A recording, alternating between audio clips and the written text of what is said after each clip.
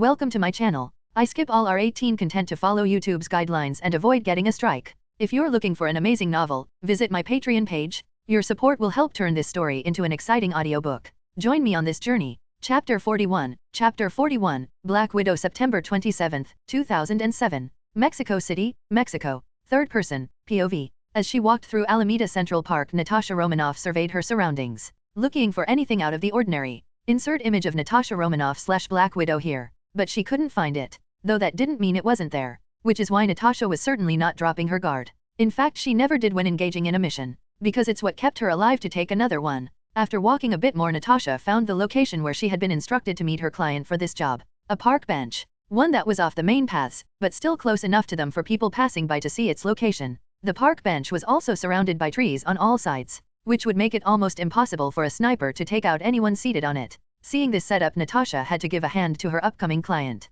She could tell they were an experienced operative, or had been in the game for a while, though this realization only made her even more wary than she already was. Honestly, Natasha's training and instincts were telling her not to take this job the moment it was offered to her, but the payout was just too much for her to pass up on, so she ignored the voice in the back of her head, and now here she is. Walking over to the park bench, Natasha took a seat on it. Then she began to wait for the client as instructed, though Natasha only had to wait a moment before someone sat down on the bench next to her. The person in question then spoke. Natasha Romanoff, likely the most famous Black Widow alive. How I have been waiting to meet you, a male voice said to her. The second after they finished, Natasha whipped her head to look at them, finding herself staring at someone she never expected to see here. The king of an Eastern European nation who had been making big waves across the entire world in the past couple of years. Victor Werner von Doom. What's the matter? Something on my face? Victor asked as Natasha continued staring at him. No, Natasha replied. Victor noticing her entire body tense up as she did. Ms. Romanoff, there is no need to be afraid. I'm not going to hurt you, Victor spoke. I simply want to talk about a few things. And what might those things be? Natasha asked. Oh, just about the Red Room, the Black Widow program as a whole, and a certain Jen Dash. Before Victor could say any more, Natasha pulled a hidden knife from her left sleeve and moved towards him, intending to slit his throat wide open. But all of a sudden Natasha found herself stopped in her tracks, and no matter how much she tried to move, she couldn't. Now Ms. Romanoff, that's not very nice, Victor spoke, berating Natasha like a child. You shouldn't play with sharp objects, you could hurt yourself or others. And on another note, if you were likely anyone else, you would be dead, right? He said, the smile dropping from Victor's face. Seeing this, Natasha instantly noticed his change in demeanor, and just looking at it made her feel fear, telling her she had messed up in a big way. As Victor continued staring at her, Natasha suddenly death the cold of touch. But then as quickly as the touch happened, it was over. Well, it's not like I can really blame you for reacting the way you did, given the subjects I mentioned are near and dear to your heart, Victor said, he having removed his gaze from her. When this happened, Natasha released an enormous amount of tension from her body she didn't even notice she had until then. Just who is Victor von Doom? Natasha thought, since he was not like any other ruler she had ever met. While she began pondering her own question, Natasha suddenly stopped when she noticed the knife she was holding slip out of her grasp and begin hovering in the air, right in front of Victor. The same thing then began happening with all the other weapons she had hidden on her person. One by one they came out from their hiding places and moved to hover in front of Victor, leaving Natasha absolutely stunned. What? She exclaimed, this being the first time in a long time she had been truly shocked by anything. How are you doing that? Natasha couldn't help but ask. She also wondered why the people she noticed waking by weren't seeming to pay any attention to what was going on with her and Victor. Telekinesis, Victor easily replied. Quite the handy ability, he said. And might I just say you are quite impressive storing so many weapons on your person at once. Having counted 20 in all, Natasha didn't know how to respond to this, since none of her training, nor any other experience up until now, could compare to right now. Well then, enough with the pleasantries. Let's get down to business, Victor spoke, placing his left elbow stopped the park bench. The reason I worked to arrange this little meeting between us, Natasha, is because I want to offer you a job. But more than that, I want to offer you a chance. A chance to take back everything that was taken from you by the Black Widow program, the Red Room, and General Dreykov, he explained, looking her dead in the eyes. Natasha getting a shiver across her entire body due to this, since it felt like Victor was staring directly into her soul. But despite that, she worked to keep her reasoning intact. You must really want to die, huh? Natasha mused, taking about such things in public. Oh, don't worry, no one is paying any attention to us at the moment, Victor said, thanks to the magic barriers I put up which cover a 3-meter radius, 9 feet, around us. To the outside world, the two of us right now just look like we're having a normal and pleasant chat, which is essentially what we're doing anyway. So in a sense what they're seeing is not technically a lie, he spoke. Wait, magic. Magic is real, Natasha said. Yes, Victor replied. But let's not get off topic, he said.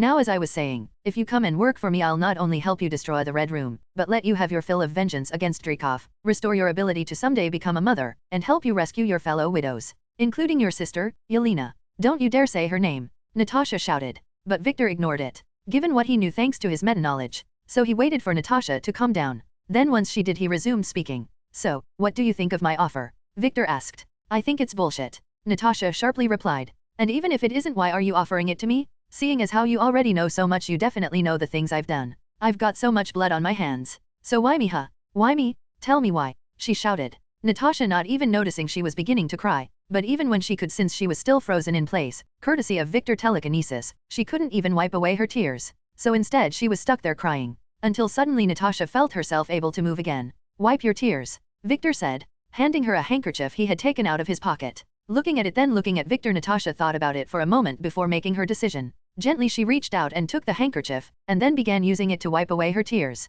Once Natasha was done she attempted to hand it back to Victor, only for him to raise his hand up and deny it. You keep it, he said. And as for your earlier question of why I am offering you this deal instead of any of the other widows out there, it's because I know you so well. I know what you've been through, and how much you've suffered. But despite all that, you've never completely given up hope or given in to despair. That is a trait I admire in you, Natasha Romanoff. And I know this deal sounds like bullshit, but believe me when I say I can make it happen. Victor spoke. So I ask you again, will you accept my offer? Hearing Victor earlier question again, Natasha quickly thought through all her options, the pros and cons, and eventually came to a final decision on the matter. I do accept your offer, Natasha spoke. She of course knew it was crazy to do so, relying on a man she had just met, but something inside her told her to. So on this the Black Widow was going to trust her instincts. Okay then, Victor said, letting a smile from on his face. He then offered his hand to Natasha, which he took and shook. For Victor this meant she was formally entering his employ. A joyous day for him, since now he not only had one of the deadliest femme fatale/spies in all of Marvel working for him, but he could now ogle Scarlett Johansson as much as he wanted, since Natasha looked exactly like her. So in this matter Victor didn't lose anything at all, making it a great day for Dr. Doom. Chapter 42, Spider Doom, September 29, 2007, Latveria, Doomstat. Victor, POV. Exiting the Gulfstream G150 I started heading towards the SUV that would take me home to Castle Doom, Natasha following right behind me. After she agreed to the deal I offered her, we immediately left Mexico and made a beeline towards Latveria, having arrived without any issues. As I got closer to the vehicle when the security personnel opened the rear door for me and I slipped on first, Natasha then coming in right after me. Once inside of the vehicle the door was then closed. It then a quick trip from the airfield to my home. As we got out of the vehicle Natasha examined Castle Doom with her gaze. Huh, so you really do live in a castle? Of course. Doesn't most royalty? I said. From what I've seen it's usually 50/50, Natasha explained. Plus most of the royalty that do live in castles usually live in ones much larger than this. No offense. None taken, I replied. And on another note, those castles of other royals having nothing on mine. I said. Right. I'll believe it when I see it. Natasha said. I'll hold you to that, I replied. The two of us then entered into the castle, where we found the entire castle staff, Boris, Kristoff, Lucia, Zora, and Zima waiting for us. Father, welcome back, Kristoff said as he walked up to me and gave me a hug, one which I reciprocated. You have a kid? Natasha questioned. Yes, I replied. Kristoff, introduce yourself to Natasha. Okay, he said. Kristoff then walked up to Natasha and looked her straight in her eyes. Greetings, I am Kristoff Van Doom. It's a pleasure to meet you, he said. You too, Natasha replied. Once she did, Kristoff returned to Boris' side, and after exchanging pleasantries with him, and introducing Natasha to the castle staff, they all left, leaving Natasha and I alone with Zora, Lucia, and Zima. So, where's Kristoff's mother if you don't mind me asking? Natasha asked me. She passed, I replied. I see, sorry, Natasha said. Thank you, I told her. It must be hard with her gone. Natasha spoke. Yeah, it's hard for Kristoff every day, I said. When I did, Natasha gave me a weird look. I then realized why. Oh, Kristoff isn't my biological son, I adopted him. Though in my eyes he's my son in every way that counts, I quickly explained. Oh, I see, Natasha replied. Yes, I spoke. Now then, on to introductions. Natasha, I would like you to meet Latveria Prime Minister, Lucia von Bardosh, our Minister of Defense Zora Vukovic, and finally one of our generals Helmut J. Zima. I spoke, pointing to each one as I called their names.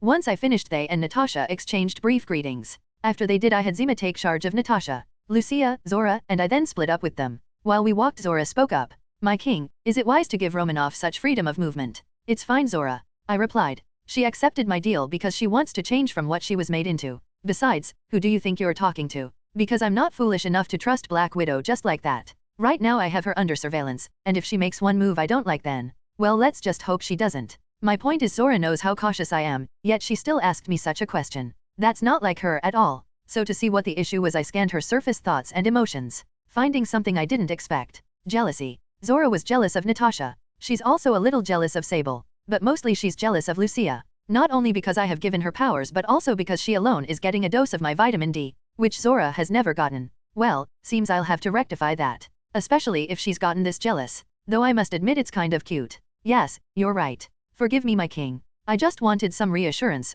considering the background of the person you've recruited this time. Zora said. Completely understandable, Zora. I replied. So, since Zima is back, I take it his mission was successful. Yes, it was. Zora answered. Otto Vermis has been successfully eliminated and we were also able to rescue the woman known as Jessica Drew you informed us about. She explained.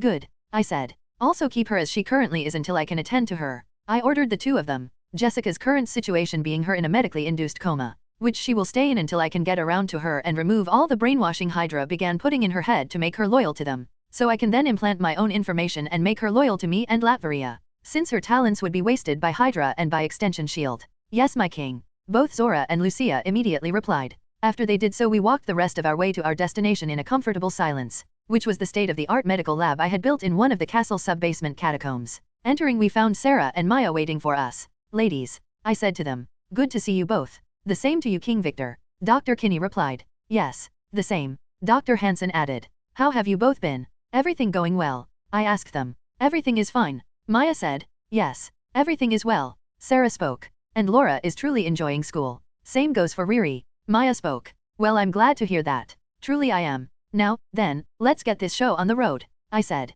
I then walked over to one of the medical beds and sat on it. I then removed my shirt without any hesitation, not even trying to keep a smirk from forming on my face as all the ladies in the room started staring at me like a piece of meat. See something you like, ladies? I asked them. I certainly do, Zora said without any shame. Same for me, Lucia added, licking her lips. Ahem, Maya faked coughed. Before you three start humping each other like rabbits, can we please do what we came here to do? She said. Right. Business first before pleasure, I said. Let's get to it then. I spoke. Yes. Dr. Kinney spoke. She then walked over to a small cart and wheeled it over to me. Once she did, she picked up the only object sitting on it, a syringe filled with a dark red liquid. The liquid itself being a formula I synthesized from the genetically engineered spiders that Richard Parker created, after I obtained his DNA and broke the genetic lock he placed upon them. Since I have plans to give several individuals spider-based powers, myself included as you can see, and with that being the case, I didn't want each person I wanted to bestow these powers upon to have to get bitten by one of the radioactive spiders in my possession and suffer through the same stuff Peter Parker goes through almost every time when he obtains his powers.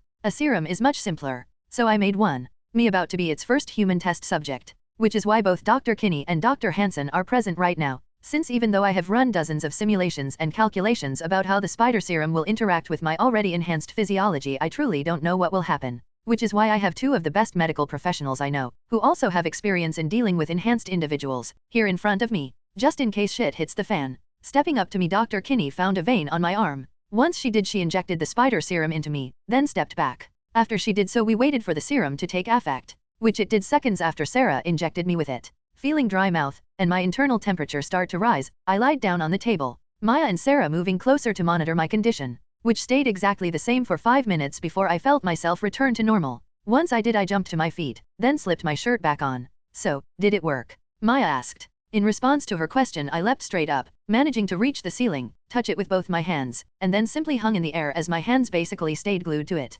Yes, I think it worked, I replied. I then dropped back down to the floor, feeling no pain whatsoever in my body from the action. Looks like the serum was a success, I spoke. For now I am Spider-Doom. After making sure this was true, I sent Sarah, Maya, and Lucia on their way, but asked Zora to remain behind. Standing in front of me, she had her hands clasped behind her back. Yes, my king, she asked. You know there's no reason for you to be jealous, right? I spoke. I'm sorry, my king, I do not know what you are dash. Before Zora could continue spotting her lies, I closed the distance between us, forces her back in the wall, then slammed my left hand against the wall near her head. Victor, what are you doing? Zora asked. Just letting you know that I haven't forgotten about you at all, my dear, I said, looking Zora in her eyes. All I need is a little more time and you will have your own powers, I promise. And until then, here's a little something to tide you over while you wait, I spoke. I then leaned down and captured Zora's lips with my own, giving her a small taste of what's to come, but only after I've given her her powers. Since the way my body is right now, if Zora and I went at it, I would cause her death by snusna. Using my tongue, I dominated Zora's, making her moan. Then after a few moments I broke our kiss, leaving Zora panting. So, do we have an understanding? I asked. We do, my king, Zora replied.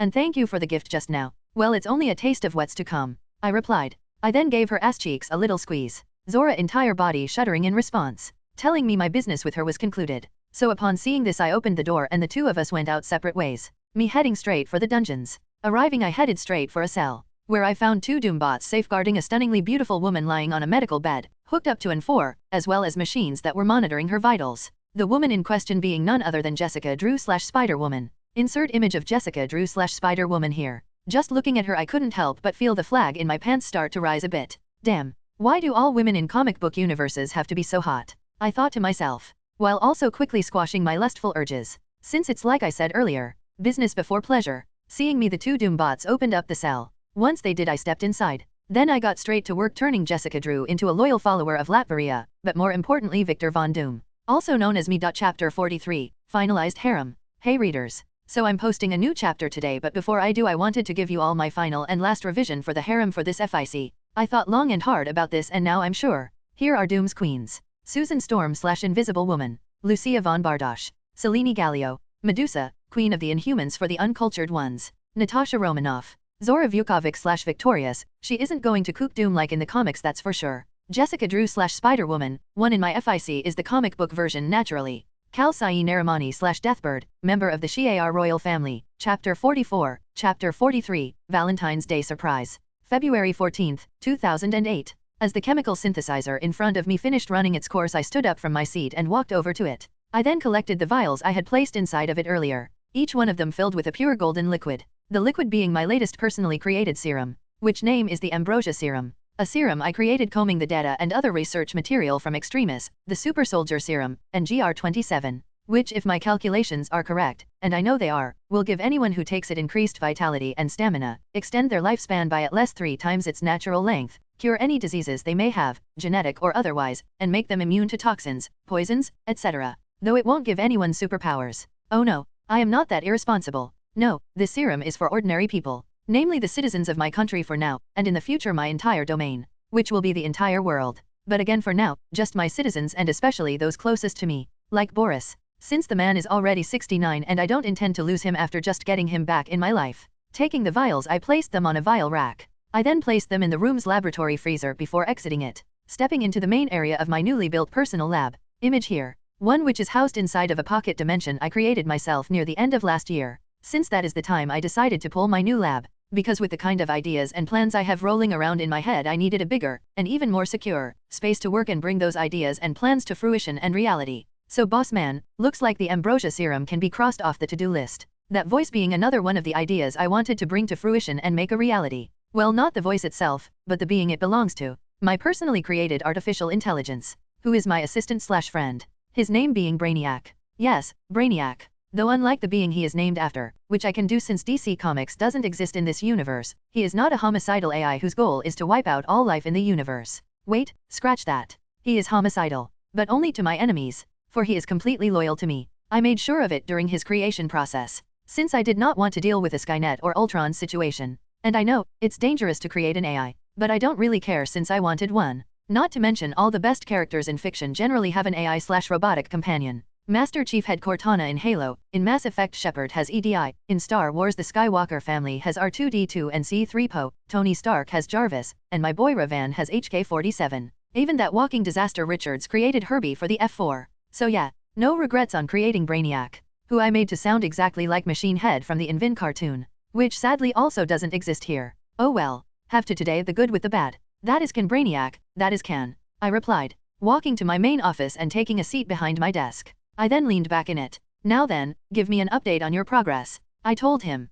Ever since he came online I've assigned Brainiac to several projects I needed to get done, given he has the capability to complete them. Understood. He replied. First off, our satellites have finally pinpointed the location of one of the places on the list of high priority targets you have gave me, the Savage Land. He spoke, bringing a smile to my face. Since now I finally have confirmation it exists here, meaning I can now acquire Antarctic Vibranium or Vibranium B. But with the Savage Land's existence it also means that fucker Sauron might exist here too, which I don't need. So if I encounter him I'll make sure he goes permanently existence. Oh, and speaking of extinct, I can't wait to see the Savage Land's real-life dinosaurs. I can't wait to experience a version of Jurassic Park, which thankfully does exist here. Also in regards to the satellites Brainiac mentioned, Latveria launched their own last month at the beginning of January. Since I, and by extension my nation, needed its own eyes on the sky. Excellent. I replied. Continue. Second, I've pinpointed the location of the Inhumans on the moon. But no matter how many times I've attempted to contact them, I've just been given the cold shoulder. Radio silence. The bastards.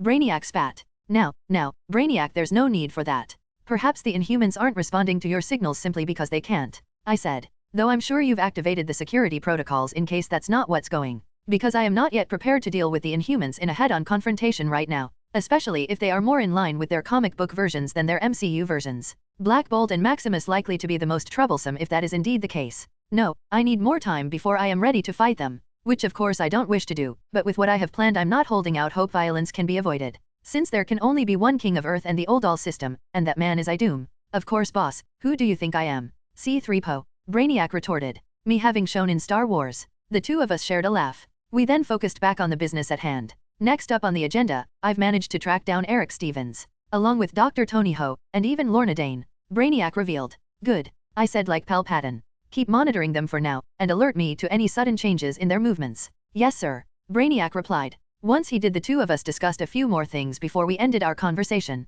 After we did, I left my office and headed to one of the different labs inside of it. Arriving, I moved over to a laboratory freezer and retrieved a dark green vial from it, along with a medical injection gun. Loading the vial into the chamber of the gun, I then left that particular lab and walked to the portal located at the center of my lab.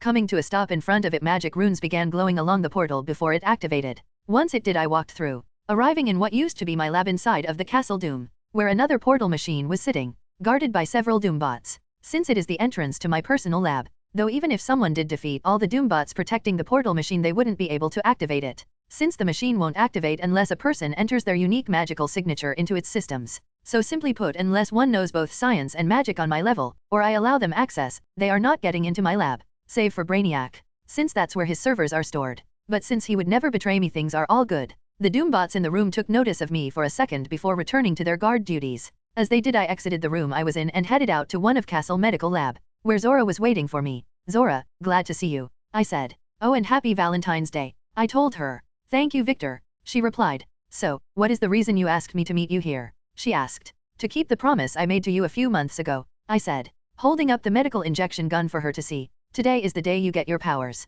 I told her. Truly? Zora asked. Yes, I replied. Now then, take off your shirt, I told her. Zora then without any hesitation took off her shirt. Once she did, I stepped up to her, placed the tip of the gun against her left arm, and then pulled the trigger, injecting the green serum into her body. The green serum in question being a combination of GR27 and a perfected goblin formula. So whoever I inject with this formula doesn't end up like Jack Torrance from The Shining of the Green Goblins themselves, which haven't appeared yet in this world, and I'll see that none of them ever do. Because if I even see one hint of any goblin, my ass is going to become the Goblin Slayer faster than those fuckers can blink. But back to my main point. The new serum I created combing those two will not only give its taker superhuman physical capabilities, but decelerate their aging process, give them full disease immunity, and also unlock their genetic potential. By that I mean it will give them other superhuman abilities along the lines of flight, invisibility, etc. Though it's completely random. Put simply, I made my own version of Compound V from the boys, though mine works on adults. However, I can't call it Compound V since the boys is a thing in this reality.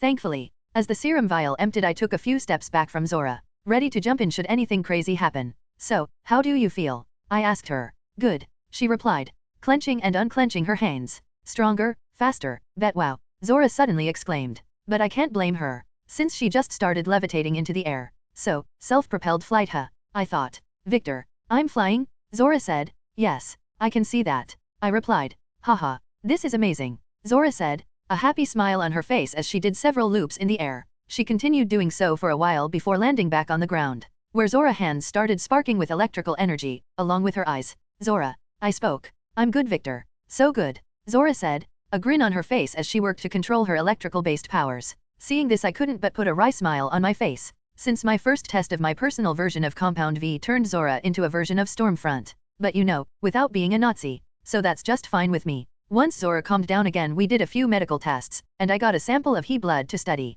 which took us no time at all. Okay, well that takes care of all the business, I spoke. Now then, time for pleasure, I said. I then pulled Zora close and stuck my tongue down her throat. Her wrapping her arms around me, she pushed herself deeper into our kiss, until I broke it. leaving her panting. Victor, what's with the sudden kiss? She asked. Well, my dear Zora, not only do you now have your superhuman powers, but today is also Valentine's Day. And since all our work is now done, it's time I give you the gift you've been wanting for ages, I said, shoving my crotch into hers. Zora entire body shivering as I did. Because it's finally time she gets a dose of vitamin D. It time snoo. Chapter 44, Chapter 43, Valentine's Day Surprise. February 14, 2008. As the chemical synthesizer in front of me finished running its course, I stood up from my seat and walked over to it. I then collected the vials I had placed inside of it earlier, each one of them filled with a pure golden liquid. The liquid being my latest personally created serum, which name is the Ambrosia Serum. A serum I created combing the data and other research material from Extremis, the Super Soldier Serum, and GR27, which, if my calculations are correct, and I know they are, will give anyone who takes it increased vitality and stamina, extend their lifespan by at least 3 times its natural length, cure any diseases they may have, genetic or otherwise, and make them immune to toxins, poisons, etc. Though it won't give anyone superpowers. Oh no, I am not that irresponsible. No, this serum is for ordinary people, namely the citizens of my country for now, and in the future my entire domain, which will be the entire world. But again for now, just my citizens and especially those closest to me, like Boris, since the man is already 69 and I don't intend to lose him after just getting him back in my life. Taking the vials, I placed them on a vial rack. I then placed them in the room's laboratory freezer before exiting it, stepping into the main area of my newly built personal lab. Image here. One which is housed inside of a pocket dimension I created myself near the end of last year. Since that is the time I decided to pull my new lab, because with the kind of ideas and plans I have rolling around in my head, I needed a bigger, and even more secure, space to work and bring those ideas and plans to fruition and reality. So boss man, looks like the Ambrosia Serum can be crossed off the to-do list. That voice being another one of the ideas I wanted to bring to fruition and make a reality. Well, not the voice itself, but the being it belongs to. My personally created artificial intelligence, who is my assistant/friend. His name being Brainiac. Yes, Brainiac. Though unlike the being he is named after, which I can do since DC Comics doesn't exist in this universe, he is not a homicidal AI whose goal is to wipe out all life in the universe. Wait, scratch that. He is homicidal, but only to my enemies, for he is completely loyal to me. I made sure of it during his creation process, since I did not want to deal with a Skynet or Ultron situation. And I know, it's dangerous to create an AI, but I don't really care since I wanted one. Not to mention all the best characters in fiction generally have an AI/robotic companion. Master Chief had Cortana in Halo, in Mass Effect Shepard has EDI, in Star Wars the Skywalker family has R2-D2 and C-3PO, Tony Stark has Jarvis, and my boy Ravan has HK-47. Even that walking disaster Richards created Herbie for the F4. So yeah, no regrets on creating Brainiac, who I made to sound exactly like Machine Head from the Invin cartoon, which sadly also doesn't exist here. Oh well, have to today the good with the bad. That is can Brainiac, that is can, I replied, walking to my main office and taking a seat behind my desk. I then leaned back in it. Now then, give me an update on your progress, I told him. Ever since he came online I've assigned Brainiac to several projects I needed to get done, given he has the capability to complete them. Understood, he replied. First off, our satellites have finally pinpointed the location of one of the places on the list of high priority targets you have gave me, the Savage Land. He spoke, bringing a smile to my face. Since now I finally have confirmation it exists here, meaning I can now acquire Antarctic Vibranium or Vibranium B. But with the Savage Land's existence it also means that fucker Sauron might exist here too, which I don't need. So if I encounter him I'll make sure he goes permanently existence. Oh, and speaking of extinct, I can't wait to see the Savage Land's real-life dinosaurs. I can't wait to experience a version of Jurassic Park, which thankfully does exist here. Also in regards to the satellites Brainiac mentioned, Latveria launched their own last month at the beginning of January. Since I, and by extension my nation, needed its own eyes on the sky. Excellent, I replied. Continue. Second, I've pinpointed the location of the Inhumans on the moon. But no matter how many times I've attempted to contact them I've just been given the cold shoulder. Radio silence. The bastards. Brainiac spat. Now, Brainiac, there's no need for that. Perhaps the Inhumans aren't responding to your signals simply because they can't, I said. Though I'm sure you've activated the security protocols in case that's not what's going. Because I am not yet prepared to deal with the Inhumans in a head-on confrontation right now, especially if they are more in line with their comic book versions than their MCU versions. Black Bolt and Maximus likely to be the most troublesome if that is indeed the case. No, I need more time before I am ready to fight them, which of course I don't wish to do, but with what I have planned I'm not holding out hope violence can be avoided. Since there can only be one king of Earth and the Oldal system, and that man is I Doom. Of course boss, who do you think I am? C-3PO. Brainiac retorted. Me having shown in Star Wars. The two of us shared a laugh. We then focused back on the business at hand. Next up on the agenda, I've managed to track down Eric Stevens, along with Dr. Tony Ho, and even Lorna Dane. Brainiac revealed. Good, I said like Palpatine. Keep monitoring them for now, and alert me to any sudden changes in their movements. Yes sir, Brainiac replied. Once he did, the two of us discussed a few more things before we ended our conversation. After we did, I left my office and headed to one of the different labs inside of it. Arriving, I moved over to a laboratory freezer and retrieved a dark green vial from it, along with a medical injection gun. Loading the vial into the chamber of the gun, I then left that particular lab and walked to the portal located at the center of my lab. Coming to a stop in front of it, magic runes began glowing along the portal before it activated. Once it did, I walked through, arriving in what used to be my lab inside of the Castle Doom, where another portal machine was sitting, guarded by several Doombots. Since it is the entrance to my personal lab, though even if someone did defeat all the Doombots protecting the portal machine, they wouldn't be able to activate it, since the machine won't activate unless a person enters their unique magical signature into its systems. So simply put, unless one knows both science and magic on my level, or I allow them access, they are not getting into my lab, save for Brainiac, since that's where his servers are stored. But since he would never betray me, things are all good. The Doombots in the room took notice of me for a second before returning to their guard duties. As they did, I exited the room I was in and headed out to one of Castle Medical Lab, where Zora was waiting for me. Zora, glad to see you, I said. Oh, and happy Valentine's Day, I told her. Thank you, Victor, she replied. So, what is the reason you asked me to meet you here? She asked. To keep the promise I made to you a few months ago, I said, holding up the medical injection gun for her to see. Today is the day you get your powers, I told her. Truly? Zora asked. Yes, I replied. Now then, take off your shirt, I told her. Zora then without any hesitation took off her shirt. Once she did, I stepped up to her, placed the tip of the gun against her left arm, and then pulled the trigger, injecting the green serum into her body. The green serum in question being a combination of GR27 and a perfected goblin formula. So whoever I inject with this formula doesn't end up like Jack Torrance from The Shining of the Green Goblins themselves, which haven't appeared yet in this world, and I'll see that none of them ever do. Because if I even see one hint of any goblin, my ass is going to become the Goblin Slayer faster than those fuckers can blink. But back to my main point. The new serum I created combing those two will not only give its taker superhuman physical capabilities, but decelerate their aging process, give them full disease immunity, and also unlock their genetic potential. By that I mean it will give them other superhuman abilities along the lines of flight, invisibility, etc. Though it's completely random. Put simply, I made my own version of Compound V from the boys, though mine works on adults. However, I can't call it Compound V since the boys is a thing in this reality. Thankfully, as the serum vial emptied, I took a few steps back from Zora, ready to jump in should anything crazy happen. So, how do you feel? I asked her. Good, she replied, clenching and unclenching her hands. Stronger, faster, bet wow, Zora suddenly exclaimed. But I can't blame her, since she just started levitating into the air. So, self-propelled flight, huh? I thought. Victor, I'm flying? Zora said. Yes, I can see that, I replied. Haha, this is amazing, Zora said, a happy smile on her face as she did several loops in the air. She continued doing so for a while before landing back on the ground, where Zora's hands started sparking with electrical energy, along with her eyes. Zora, I spoke. I'm good, Victor. So good, Zora said, a grin on her face as she worked to control her electrical-based powers. Seeing this, I couldn't but put a wry smile on my face, since my first test of my personal version of Compound V turned Zora into a version of Stormfront. But you know, without being a Nazi, so that's just fine with me. Once Zora calmed down again, we did a few medical tests, and I got a sample of he blood to study,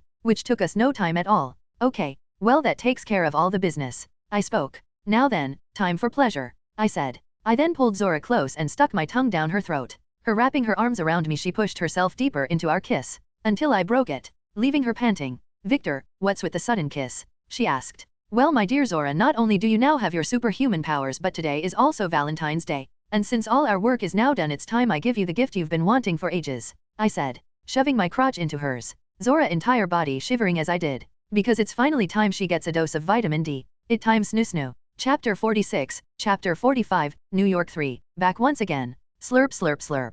Slurping sounds filled the air as Zora greedily gobbled down my penis, me giving her head a gentle pat as she did a job pleasuring me. Yes, that's a good bitch, I told her, which made her suck even tighter than she already was, leading me to count for the 30th time, ever since Zora and I started our Valentine Day sex marathon, which neither of us are eager to end, nor have to thanks to our enhanced abilities. Yet another reason superpowers are fucking awesome. Sucking down every last drop of my cum down her throat, Zora let out penis out of her mouth with an audible pop, a refreshed look on her face. Thank you, master, she said. Zora having turned into a full submissive and slight masochist in the bedroom now, which I am loving. No problem, I spoke, especially since you have remembered your place, I told her, giving her another head pat, her flash getting flush in response. Seeing this made me harder once again, so once I picked up Zora and carried her over to the desk, a look of surprise appearing on her face when I did. Victor, what are you doing? she asked. Just giving the bed a much-needed rest from the two of us, I said. Since we've been using it all night long. Placing Zora's face in the direction of the desk, I placed her left leg over my left shoulder.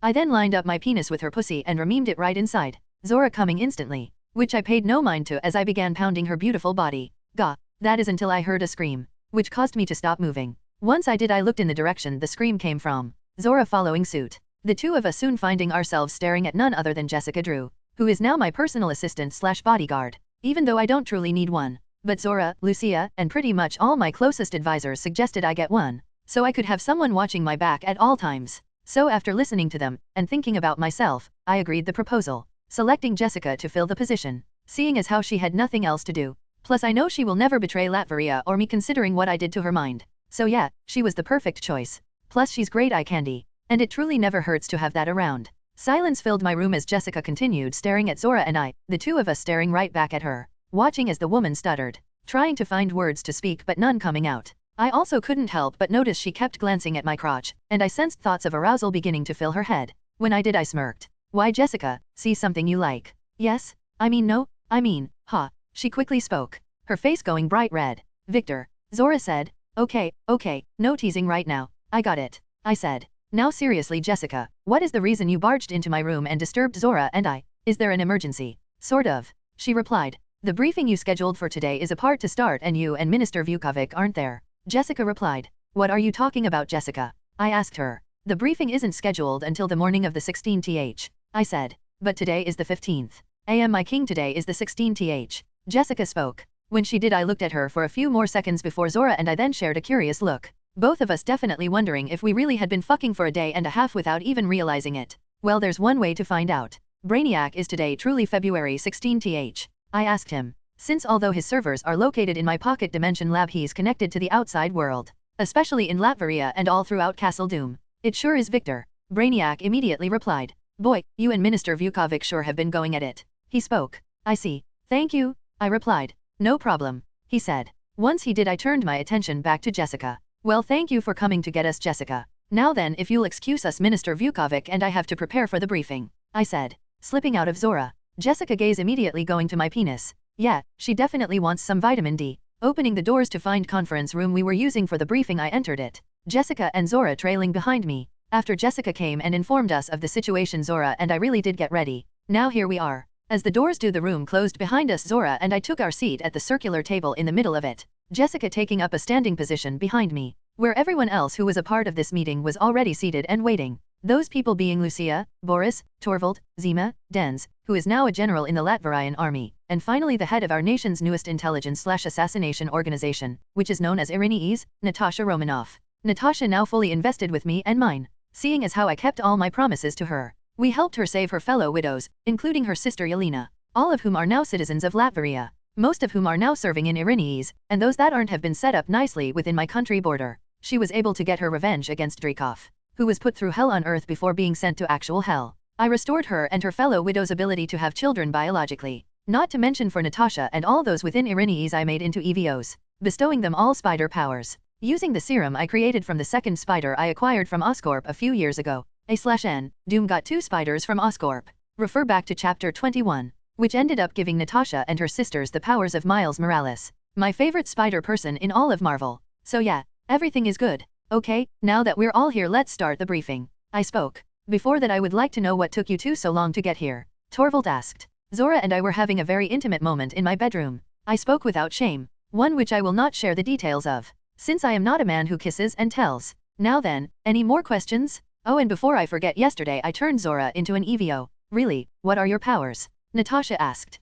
After the briefing all will be explained, I spoke. Once I did, the briefing truly began, it finishing up in no time at all. Once it did, Zora began explained her powers, after which I formally introduced everyone to the ambrosia serum, us having discussed it during the briefing, and gave a shot of it to Boris, Torvald, and Dens. Amazing. Boris spoke, doing jumping backs, a smile on his face. I feel like a man in my 20s again. Well, physically and biologically you are, I replied. Oh, thank you for this, Victor. Boris spoke. Yes, thank you, my king. Dens said. What they said. Torvald added. Do not mention it. I spoke. It was my pleasure to gift this all to you, just as it will be to gift it to all of Latveria citizens, I said, us having discussed a plan to do so during the briefing. Once that was over, we went our separate ways.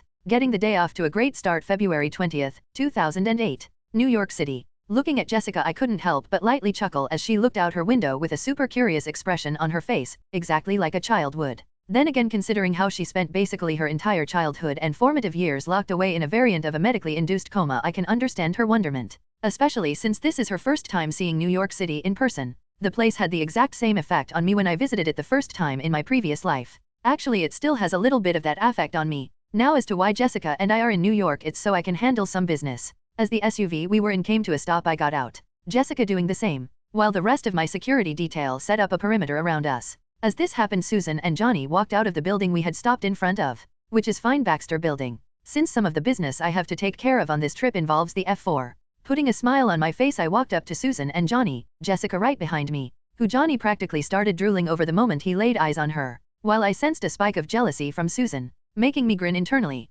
since it means she's ripening nicely, and I can't wait for the day to come when I can pluck her and eat her. I'm certain her taste will be worth the wait. Susan, Johnny, good to see you both again, I said to them, getting the brother and sister's attention back on me. Hello again, Victor, Susan said. Yeah, hey Vic, Johnny said. His gaze then immediately returned to Jessica. So, who's your friend? He asked. I'll let her answer that, Johnny, I spoke. Jessica, go ahead and introduce yourself. She nodded at my words. Jessica then looked at both Susan and Johnny. Greetings, my name is Jessica Drew. I'm Victor's personal assistant and bodyguard. A pleasure to meet you both. Victor has told me so much about the both of you, she spoke, finishing with a charming smile. Nice to meet you too, Jessica, Susan replied. My name is Susan, but if you want you can just call me Sue. And the idiot making googly eyes at you is my younger brother Johnny. Why hello there, Johnny said in a flirtatious tone. Yes, hello Jonathan, Jessica replied, giving Johnny a cold and somewhat harsh look, which made him immediately deflate upon seeing Susan, and I chuckled at this. Sorry Johnny, but a girl like Jessica is out of your league. Plus she wants some vitamin D, so sorry not sorry. So now that introductions are out of the way, let's get down to business, I spoke. Susan, have you and the others had a chance to review the proposal I emailed to you last month? I asked. Since Susan and I regularly email each other. Yes, we have. Even Reed, Susan replied. Despite the fact he's been so obsessed with Dash. Boom, before Susan could finish, an explosion went off. Its source, the top of the building where the four lived. Immediately noticing this, Johnny and Susan rushed inside. Jessica, we're going to, I said. Understood, sir, she replied. The two of us then followed Johnny and Susan, while I sent a message to my security team to put themselves on high alert, in case they needed to help deal with any bullshit caused by Richards. Though I'm hoping that the explosion came from a simple lab accident. Arriving at the elevator, we all stepped in, whereupon seeing me and Jessica following them, Susan and Johnny got ready to protest our involvement. But before they could, I raised my left hand in their direction. No, I instantly spoke. Both Jessica and I are accompanying you, and that's final. And before you ask, we can take care of ourselves.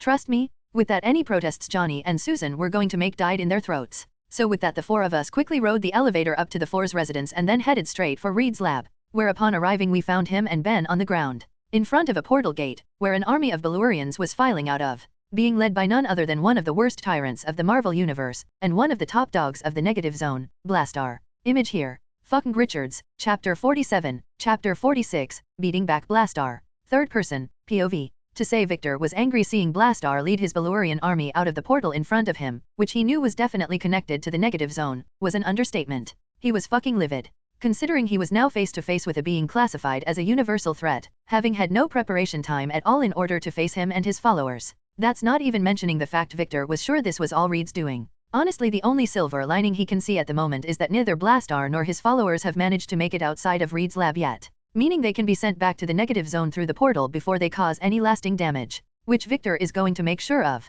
Reed, Ben, what the hell is going on here? Johnny questioned. I think that should be obvious, Jonathan. We're being invaded, Jessica spoke. Okay, seriously Reed, what is going on? Susan asked. Like Jessica just said, Sue, we are being invaded by a fucking extra-dimensional species, Victor said. But not for long, he spoke. Victor then summoned his armor to him, now even tougher since he reforged it into a blend of vibranium and adamantium. Seeing Victor's armor, Susan and the others were surprised, save for Jessica, who as soon as she saw Victor summon his armor used her earpiece to contact the security detail waiting outside. Code R. I repeat, we have a Code R full alert status, she spoke.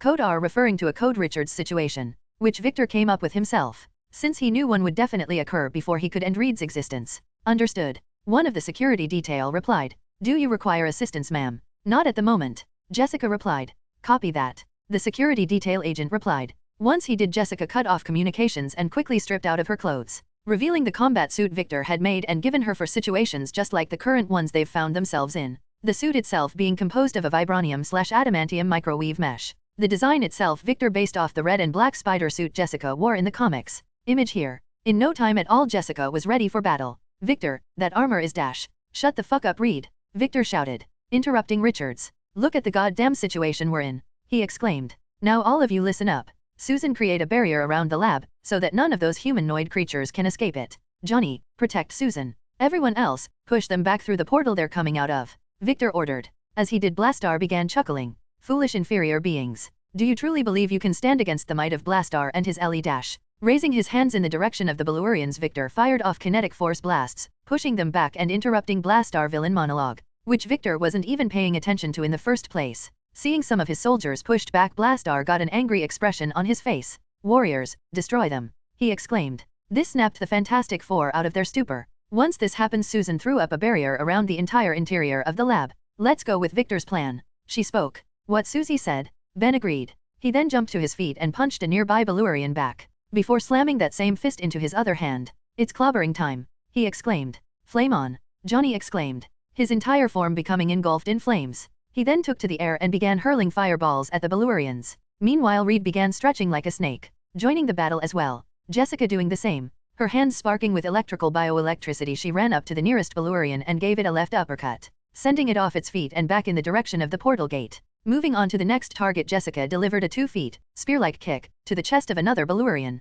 which sent it barreling into its comrades, knocking them all off their feet. Throwing one punch after another, Ben sent the Bellurians that came at him on their asses in the direction of the portal. Irritated at this, the Bellurians released a series of roars and charged at Ben. All bark and no bite, he said, putting a smirk on his face. Ben then slammed his hands together, creating a shockwave that sent the Bellurians charging at him back and towards the portal gate, some of them going back through it. Unleashing blast after kinetic force blast, Victor put the Bellurian army on the back foot, sending them all back through the portal gate as quickly as he could. Noticing the others were doing the same, even Reed, he nodded. As Victor punched another Bellurian in the chest, he suddenly noticed kinetic force blasts heading towards him. So in response he summoned a force field around himself for protection. As the force blasts hit Victor's force field, they did no damage at all, leaving him entirely unharmed. Lowering his force field, Victor turned in the direction of the one who fired at him, Blastaar himself, who was wearing a pissed off expression on his face. Insolent wretch, you dare stand against Blastaar, he exclaimed. Yes, I dare, Victor replied.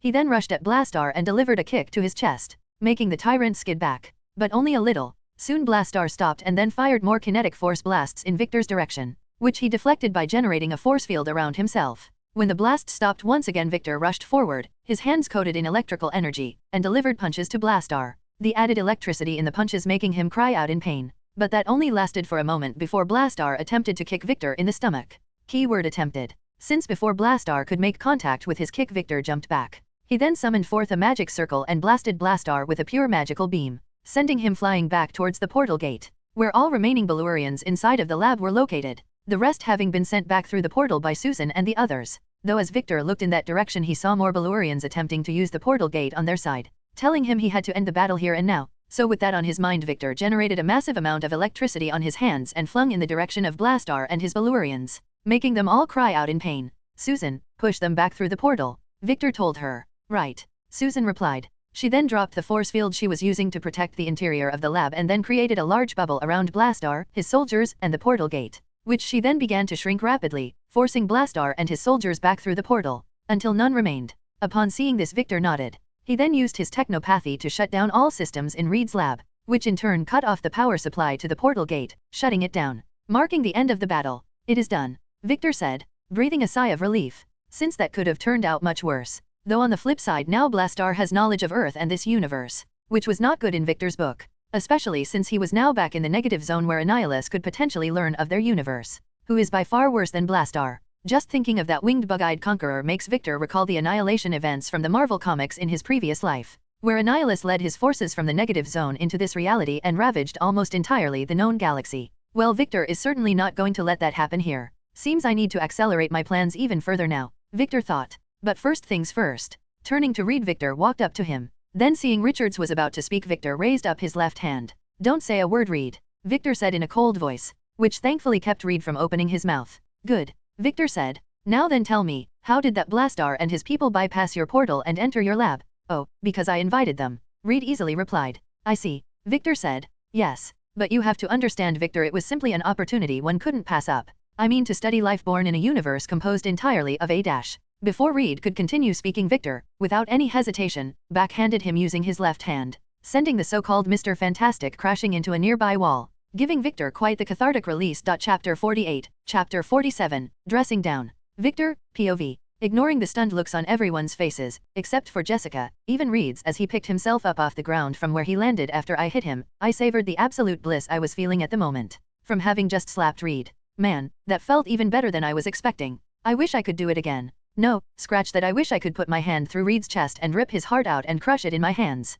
But unfortunately that isn't an option at the moment. Though I can't wait until the time is right, that is becomes one. Victor? What the hell? Susan yelled at me. Yeah man, why'd you do that to Reed just now? Johnny questioned. Because it was his fault that Blastaar and his army entered our dimension in the first place. I angrily retorted, not caring how I sounded at the moment. Because again, if things had gone any differently we might not even be having this conversation right now. Since this may be a world based on a comic book franchise, but the people in it are very real. They can die. Which is exactly might have happened if Blastaar and his army had gotten any farther before we halted them. Yet Reed doesn't seem to understand the weight of that. All he's interested in is studying my armor, which will never fucking happen, and explaining why he allowed Blastaar and his followers passage through his portal gate in the first place. He doesn't even seem the least bit remorseful for his actions. The fucker. What? Stretch, that ain't true, is it? Ben asked Reed. No, it is. Reed easily replied. As I was trying to tell Victor before he suddenly hit me when I completed my portal gate to the antimatter universe, which I have since discovered it known as the negative zone to its inhabitants, I encountered Blastaar and his people,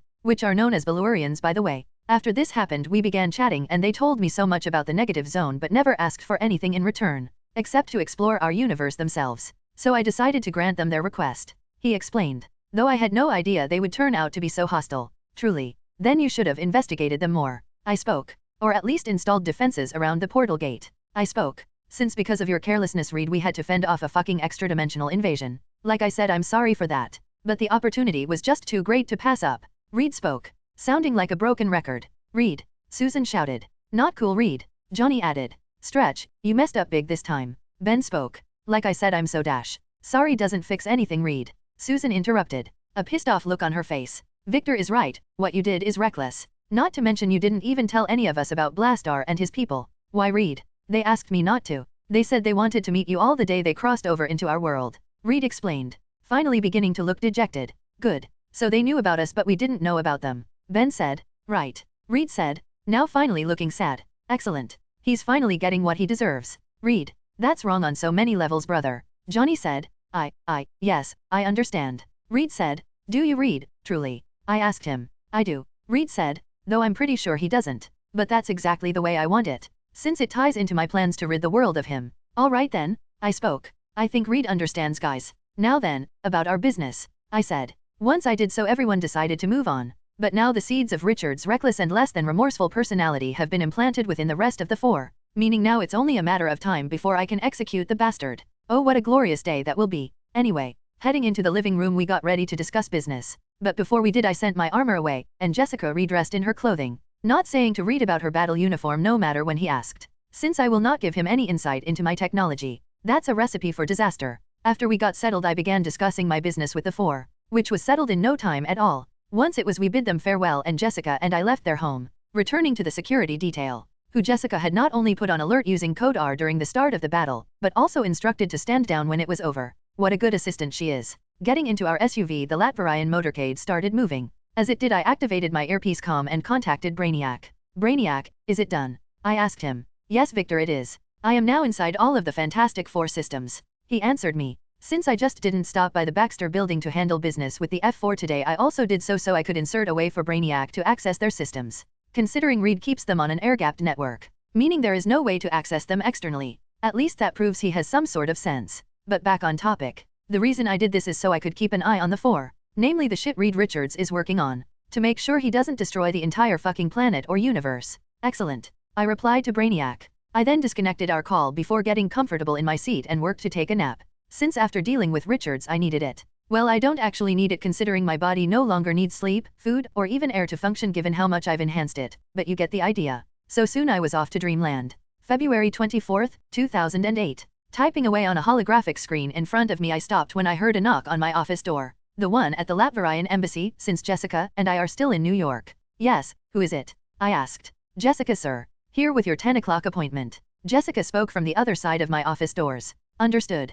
Come in, I said, shutting down the holographic screen. Just as I did so, the door opened and Jessica stepped in, followed by my 10 o'clock himself. Norman Osborn. Insert image of Norman Osborn here. Good day to you, Mr. Osborn, I said to the man. To you as well, King Victor, Norman replied. He then came and took a seat in one of the 2 chairs situated in front of me desk. Once he did, I looked at Jessica once more. Thank you, Jessica, that will be all, I said. Understood, sir, she replied. Jessica then left the room, closing the door behind her. Once she did, I used my technopathy to activate all of the office's counter-surveillance equipment. I then focused all my attention once again one of the most well-known individuals in all of Marvel. So Mr. Osborn, let's get down to the busy ends. I spoke. Yes, let's, he replied. Since I was quite shocked when the king of a nation that has been making waves across the entire world requested a meeting with me. So, what is it I can do for you, sir? Actually, Osborn, it is what I can do for you, I replied, earning myself a curious look from the man. I'm not sure I understand what you mean, King Victor. Oh, it's simply really, I spoke. I then leaned back in my chair and clasped my fingers together.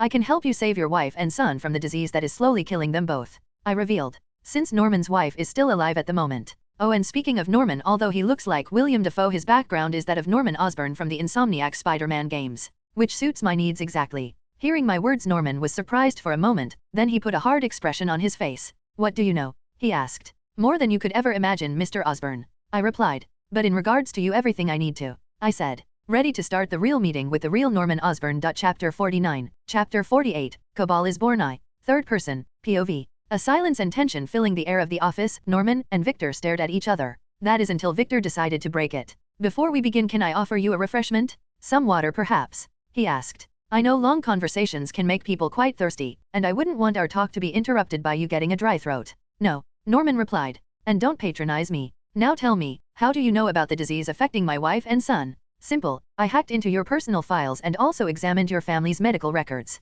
Victor easily replied. You know I could have you arrested by the authorities given what you just admitted to me, Norman said. Victor snorted upon hearing the threat. A bit of advice, Mr. Osborn, don't make threat you can't follow through on, he said. Besides, I've got a little something called diplomatic immunity, and you have absolutely no proof to back up your claims. Whereas I on the other hand have quite the mountain of evidence pertaining to a certain number of your business dealings over the years, which were definitely not above board, he explained. Victor then put a cold expression on his face. So let's dispense with such talk for the remainder of this conversation. That's quite something coming from the man who just threatened me, Norman spoke. Well, turnabout is fairy play, Victor replied. But it seems we're getting off topic here. So let's get back on it. Your wife and son, I can save them, he spoke. Victor then reached into the top left drawer of his desk and pulled out a small metal case. He then placed it on the middle of the table between him and Osborn and opened it, revealing 3 vials of ambrosia serum sitting inside of it. Upon seeing the vials, Norman looked at them. What's that? He asked. A serum I developed myself which I have chosen to name the ambrosia serum, Victor explained. Like the magical food and drink of the Greek gods, which grants those who consume it immortality or longevity, Norman spoke. Victor nodding at his words. The very same, Victor replied. And just like that mythological item, my serum has a similar effect. It doesn't make people immortal of course, but it will cure and all diseases a person is afflicted with, including genetic ones, and has other benefits as well, he explained. Which is why I am giving you 3 doses of it. One for you and the others for your wife and child. Do you really expect me to believe you've created a serum that does what you're suggesting, King Victor? Norman asked. And even if you have, why are you giving it to me and my family? No, the better question is what is taking and using this so-called ambrosia serum going to cost me? To answer your first question, the serum is absolutely real and it truly does work. Of course I know you don't believe me, but as a fellow scientist it should be simple for you to run some tests on yourself after taking it and verify if I am telling the truth or not, Victor said. As to your second question, I already answered it. I want you to be able to save your wife and son. Your wife in particular doesn't have much time left if I'm remembering correctly. And yet there isn't a cure in sight. Not even your GR27 that you've been developing for years can help her. What? Norman exclaimed.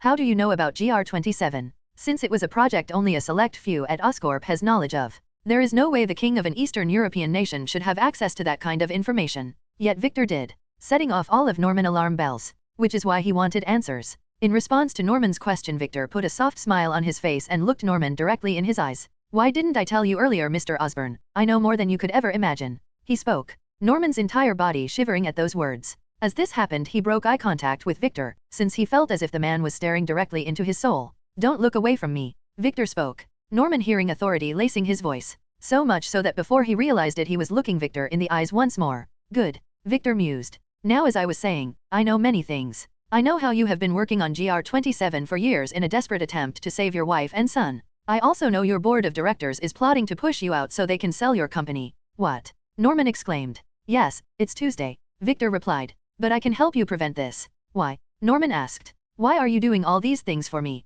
Do you want money, my company's research, what is it you want? He finally asked, wanting to know Victor's motives. The truth is I want you, Norman. Victor said. Well, specifically I want your help. With what? Norman asked. Saving the world. Victor replied. Hearing this, Norman was about to ask Victor if he was serious, but seeing the look on the man's face made any words he was going to say did in his throat. Since the look Victor was sporting told him he was deadly serious. Saving the world? Norman questioned. Yes. Victor replied. He then stood up from his seat and turned to gaze out the window directly behind his desk, placing his hands behind his back like Morpheus from the Matrix. This world we call home, Norman, is beautiful, filled with wondrous things, but also wrought with many, many dangers, more than people realize or care to acknowledge. Victor spoke. What do you mean? Norman asked. When he did, Victor turned back around to face him, a smile plastered on his face. I'm glad you asked. He spoke. The dangers I speak of involve people I have collectively bestowed the term EVO, which stands for Evolved Human. People who gain extraordinary abilities either through experimentation or naturally.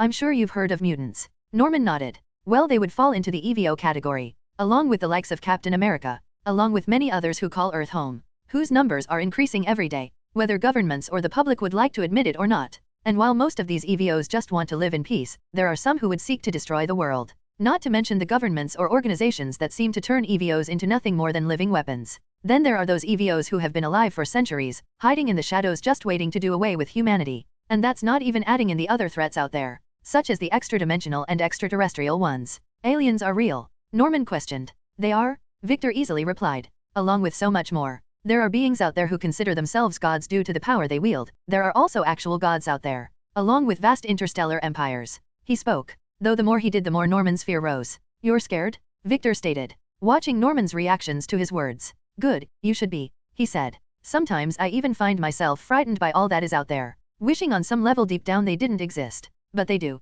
As such, I am facing my fear and preparing to deal with the threats out there, which could ground Earth and the entire human race to dust in an instant. Believe me, I do. Norman replied. I do. Though you still haven't explained exactly how you're going to save the world from these threats. By uniting it under one banner, Victor replied. When he did so, Norman got a shocked expression on his face. You can't mean, are you saying you want to take over and rule the entire world? Well, yes, but also no, Victor replied. I think that's either a yes or a no question. Norman retorted. It depends on how you look at things, Victor said. And how exactly should I look at the fact you just admitted to me you want to rule the world? Norman questioned. Because I know you're thinking I'm going to launch a bloody campaign across the entire globe and begin dominating the planet through fear and with an iron fist, right? Victor asked. Yes, Norman replied. Well, I'm not going to do that, Victor replied. For the most part. At least if I can avoid it, which is in part of what I want your help with. You see, to help me unite the world, I'm putting together a remarkable group of people, to do the things necessary and who share my vision to see the human race survive and thrive. For now, let's call it a cabal of sorts.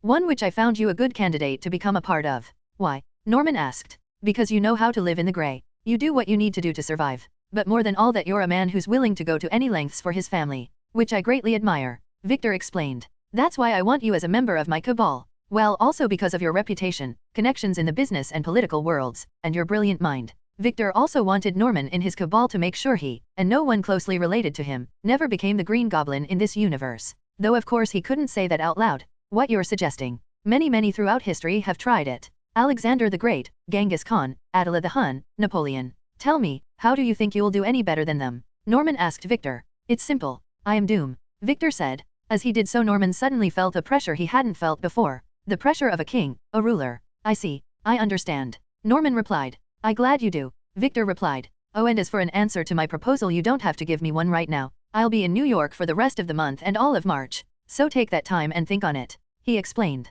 I'll do that, Norman replied. Good, that's all I ask, Victor spoke. Once he did, he closed up the case contained the 3 vials of ambrosia serum and handed them to Norman. Oh, and please, don't forget these. A gift from me to you, even if you don't join my cabal. Though if you don't, then you better stay out of my way, Mr. Osborn, he said, giving Norman a cold look. Because none shall stand in the way of Dr. Doom, Victor spoke. Yes, Norman replied. But you are awfully trusting, giving me this serum. It's fine. since you will never be able to recreate it. Not because I don't think you're smart enough, but because I've already taken measures against such things, Victor explained. Since he had encoded not only the ambrosia serum, but all other serums he had created to date, with a genetic lock. One that would make it impossible to recreate them, whether it to be from a pure serum sample or from a serum taker's blood. The key to the lock being Victor's own DNA and unique magical signature. So unless someone knew enough magic and science like he did, they were shit out of luck. Since Victor would never be that trusting. I see, Norman replied. Well, this meeting has been very informative. Goodbye. Same to you, Victor replied. Norman Osborn then took his leave from his office. Once he did, Victor returned to looking out the window, wondering what Norman's decision would be. Now only time would tell. Chapter 50, Chapter 49, Cabal is born 2, March 5, 2008. Osborn family residence. Sitting in his home office, Norman Osborn was deep in thought. The thing occupying his thoughts being Victor Von Doom, and the proposal he made to him a week ago, as well as the fact everything Victor had told him during their meeting was the absolute truth. Because the moment he returned home, Norman began quietly looking into Oscorp board of directors and discovered they were eventually planning to box him out and sell the company. To say Norman was angry was an understatement. For those people to think they could just take away what he had spent most of his adult life building, pouring his blood and sweat into, it made Norman fucking livid at his board. Which is why as soon as he discovered their little plot, he had begun taking steps to see it never came to pass. He was also preparing for a purge within his company, to make sure nothing like what his board was plotting ever happened again. Norman was going to make examples out of them, since he is not a man to be crossed. Moving on from that, Norman also investigated the ambrosia serum Victor had given him, and found his claims regarding that to be true as well. From the effects of the serum, which he discovered firsthand since he tested it on himself, to the fact he couldn't even replicate it in the slightest. Both facts which were insane to Norman, yet they were true. And that's why Norman was so deep in thought about Victor's offer to join his cabal. Just the benefits he has received already from being offered membership were immense. So Norman could only imagine what benefits he would receive if he actually joined Victor's group. The thing is, Norman knew if he accepted Victor's offer, he would then start helping the man to take over the world, to bring it under his rule. And Norman wasn't sure he could do that, since he isn't afraid to admit to himself he is a man with loose morals, but that and world domination are two very different things. Or as Victor called it, uniting the world under one banner to keep it from being destroyed. What should I do? Norman asked himself. As he did, his office door opened and his wife Emily stepped inside. Seeing her, Norman couldn't stop a smile from forming on his face, as well as immense relief and happiness from springing forth in his heart. Since thanks to the ambrosia serum Victor gave him, Emily no longer had the threat of death hanging over her head from her disease. Because after Norman confirmed the serum effects, he went ahead and injected Emily with it, the serum curing her, making Norman cry tears of joy. It also proved Victor wasn't lying to him. Yes, dear, Norman asked his wife. Just wanted to let you know that dinner is ready and that Harry and I are seated and waiting. Emily spoke. Thank you, dear, Norman replied. I'll be out in a moment, he said. Okay, Emily replied. She then closed the door to his office. As she did, Norman couldn't help but think what would have happened if Victor hadn't given him the ambrosia serum. Would he still be able to have family dinners? Emily's condition had only been getting worse. The GR27 research has come to a standstill. Then there was Norman's complicated relationship with his son Harry. The two of them had never been particularly close, Emily being the glue that held them together. If she had died, where would that have left them? Such thoughts swirling around in his mind, Norman finally made a decision in regards to Victor's proposal. One he felt deep down he wouldn't regret. March 8, 2008. New York Latverian Embassy. So, have you made your decision in regards to my proposal? Victor asked Norman. The two of them back in the same office they were in just a few days ago. I have, Norman replied. But first allow me to thank you, not only in regards to informing about the treachery being plotted against me by my company board, but also for saving the life of my wife and son. He spoke. It's no problem, Victor replied. Especially since I want you as a friend, Norman. Well, now you do. Especially since I have decided to accept your offer. I am joining your cabal. Norman spoke. Good, Victor replied, not even bothering to stop the smile forming on his face. Since he had finally taken his first step in forming his own version of the Cabal/Dark Illuminati from the comics that would do things the right way and achieved all the group desired. I promise you, Norman, you won't regret this. Victor spoke. No, I don't think I will either, Norman replied. The two men then shook hands, becoming the first in a group that would play a monumental role in the fate of Earth and all those who called it home. Victor, POV. After Norman agreed to join the Cabal, we discussed a few more things before he took his leave. But not before I gave him an untraceable cell phone which we would use to contact each other, and a tablet containing several plans and ideas I had for the future, along with a bit of information on the threats I told Norman about during our first meeting. Since I want him to have some idea of exactly what he's going to be dealing with now that he's agreed to become my ally, the first of many I plan to gather. Leaning back in my chair after Norman left, I put my feet up on my desk. So, I take it your meeting with Norman went well? Brainiac asked me. Since the counter-surveillance equipment I have installed in this office is even capable of keeping AI like him out. Yeah, I'm that paranoid. But again, this is a version of Marvel Universe, so it's not truly paranoia when you think about It did. I replied. He's agreed to join the Cabal. Cool. Brainiac said. Right. I said. So, got anything new to report to me? I asked him. Since the two of us haven't talked business in a few days, I always like to give Brainiac some time to handle it, so I make sure our chats are always a few days apart. Unless we have something of extreme importance to discuss. No, not at the moment. Brainiac told me. Okay, I replied. Though I do have something to tell you. We're ramping things up. I take it this is because of Blastaar and his Balurians. Brainiac asked. It's like you're reading my mind, my friend. I replied. Yes, that is exactly the reason we're accelerating things. Because I do not wish to be so unprepared ever again. I said. That's why I think now is the perfect time to awaken them. The Spartans and Primarchs. Are you absolutely sure, Victor? Brainiac asked me.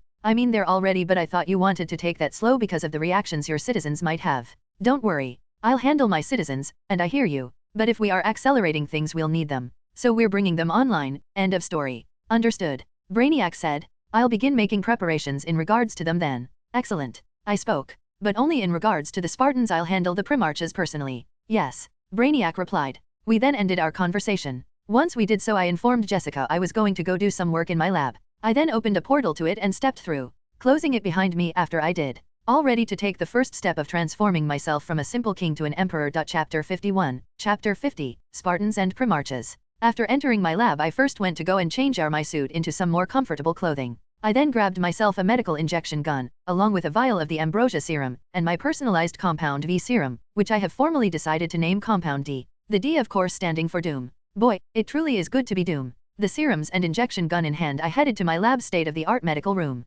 Which it has because spatial manipulation and subdimension magic are so busted it's not even funny. Anyway, when I arrived, 2 Doom bots were waiting for me, since I had called for them. For they would assist me in case anything went wrong as I injected myself with both serums. Why, you ask? Because I need more power. I know I'm strong already, but that battle with Blastaar truly reminded me what could be out there. That's why I need to surpass my current limits and go beyond. Not only for my own sake, but for the sake of all those who trust and rely on me. So with that in mind, I loaded the vial of the ambrosia serum into the medical injection gun, and placed it against my right arm. Victor, are you sure? Brainiac asked me, since he's monitoring my situation right now as well. Yes, I replied. I then pulled the trigger of the injection gun without any hesitation and the serum flowed into my body. Once it did, I placed the gun on the counter and took a seat as my body began to incorporate it. 5 minutes passing before the ambrosia serum incorporation was completed. When it was, I loaded the Compound D into the injection gun, placed it against my left arm, and pulled the trigger, placing that serum inside my body as well. Immediately seizing up and falling to the floor afterwards. When I did, the Doombots immediately sprang into action and moved me one of her medical beds. Sir, your vitals are all over the place. Allow me to bring in assistance. Brainiac spoke. No, I managed to grit out. Given my body was in immense pain, I could feel my bones literally breaking and resetting themselves. But my king dash. I said no. I shouted with authority. Enduring the pain. Since it will not stop me from achieving what I want. Nothing will. I swear it. After 10 long minutes, the pain in my body finally subsided. When it did, I easily sat up, feeling better than I ever have in either of my lives. Brainiac, what do the scans say? I asked me. Your body seems to have stabilized, my king. He replied. As he did so, I held up my right fist, and the second after I did, it became engulfed in a dark green energy. Whoa, Victor, the room's radiation sensors just spiked. Brainiac told me. Interesting. I mused. I then stopped the dark green energy surrounding my right first. Once I did, I got up and began running a battery of tests on myself to make sure my body was truly okay, which it was. After confirming that, I moved on to see what new abilities I had. Though other than another increase in my physical capabilities and my regeneration factor, the only new power I gained was the ability to produce that glowing green energy, which, as it turns out, is atomic energy. Yet, apparently my Compound D gave me the power to convert my bioelectricity into atomic energy, which I can project outward as powerful blasts. Just like the first Atomic Skull from DC Comics, except without a computer chip in my head. To say I wasn't disappointed would be true, since I just got another amazing power in my arsenal. The medical tests done, and me learning what my new abilities were, I left the medical lab, the Doombots following behind me. We then walked through my laboratory facility until we came to a door and walked through it. After doing so, the Doombots, who are accompanying me, and I found ourselves surrounded on both sides by men and women floating in clear tanks. Image here. The men and woman in question being genetically engineered soldiers I created by pulling a Warhammer 40k and using my own DNA as a base. They are Project Spartan. They will be the main soldiers of my army, all of them having been given the ambrosia and my personalized SS serum on top of everything else I have bestowed them with. My warriors, none of whom will ever betray me, since when I was creating them I literally embedded within their DNA an unshakable and unbreakable loyalty to my kingdom, but above all to me, their creator. As I walked past the Spartans in their tanks, I couldn't help but feel a sense of joy and pride. for they are one of my greatest achievements to date. But honestly they come in second to those I have created to lead them. Moving through the tank area containing the Spartans, I arrived at a set of doors. When I did, a red beam quickly passed over and scanned my entire body. A second after this happened, the doors in front of me opened up and I, and the Doombots with me, stepped forward into a room containing only 5 cloning tanks, which housed my first 5 Primarchs, the generals who will lead my armies, the best of the best in every single way, from strength to intelligence, cunning, all of them having been given the Ambrosia Serum, my personalized SS Serum, and most recently Compound D. Walking over to the control terminal within the room, I checked on the vitals of the 5 of them. Seeing they were all stable, I nodded. All right then, let's get this show on the road, I muttered to myself. I then initiated the Primarchs' awakening procedure. Once I did, the fluid inside each of their tanks drained out until they were entirely dry. Then the front of each tank slowly opened up, after which each of the Primarchs slowly but surely opened their eyes and climbed out of their pods. As they did so, I opened a portal and pulled out 5 robes, one for each of them, since they were entirely naked while inside of their gestation tanks. All 5 robes in my hand, I closed the portal. I then walked over to the Primarchs and handed a robe to each of them, which they took without any hesitation and put on. For just like the Spartans, I embedded an unwavering loyalty to my kingdom and me within their DNA during their creation. I also implanted within their brains massive amounts of information, such as battle tactics and strategies, numerous languages, the names of everyday items like forks and knives, etc. As the Primarchs covered up their important bits, I took note of each of them. The first is a 6 feet 5 inches tall African-American male with a full beard and short black hair, while sporting deep brown eyes. Oh, and as to why he's a different race than me despite essentially being created from my DNA, as I stated earlier, I only used my DNA as a base for the creation of the Spartan and the Primarchs, though I manipulated and altered it in various ways during their inception, since I didn't want exact clones of me running around.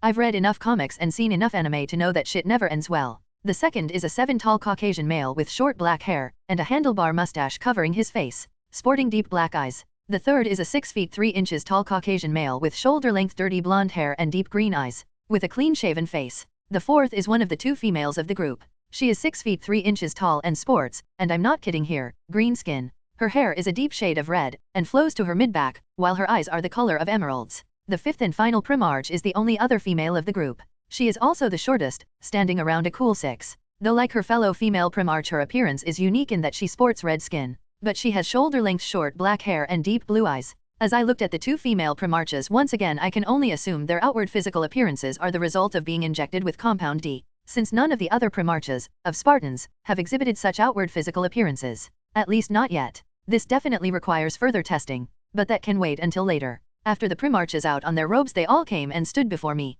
They then each got on one knee and bowed their heads in my direction. Then in unison they all spoke. All hail Emperor Doom. Music to my ears.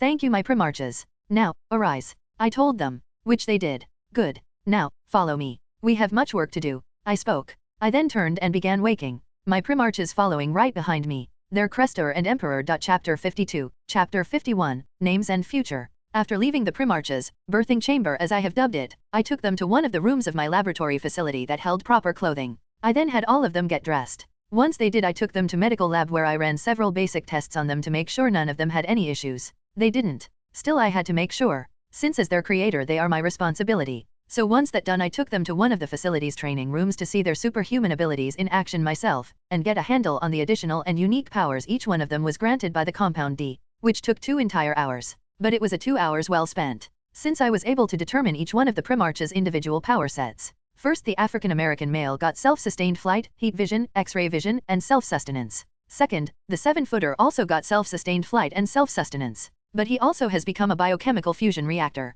meaning he can absorb, generate, and manipulate energy. He also becomes more powerful the more physical damage he takes, making him just like Grant Emerson/Damage from DC Comics. Nice. Third, the blonde got telekinesis and telepathy on the level of what this world refers to as Omega-class mutants, along the likes of Jean Grey and Emma Frost. Fourth, the green-skinned woman got pheromone production, toxikinesis, toxin immunity, and chlorokinesis. Her powers also seemed to be tied to magic from what I sensed, so I'll definitely start training her property in the mystic arts the first chance I got. Finally, the red-skinned woman can freely alter her size, becoming as tall as 25 feet or as small as something only visible under a microscope. Looks like all 5 of my Primarchs have been blessed with great and diverse powers, a fact I love, since I don't want any of them, or any more Primarchs I create in the future, to be exactly the same. I want diversity, since that can breed excellence and the best, which is why I created the Primarchs in the first, because if I simply wanted uniformity I would simply stuck with my Doombots. Oh, and as to what I'm referring to the Primarchs by their physical features, it's because none of them have proper names,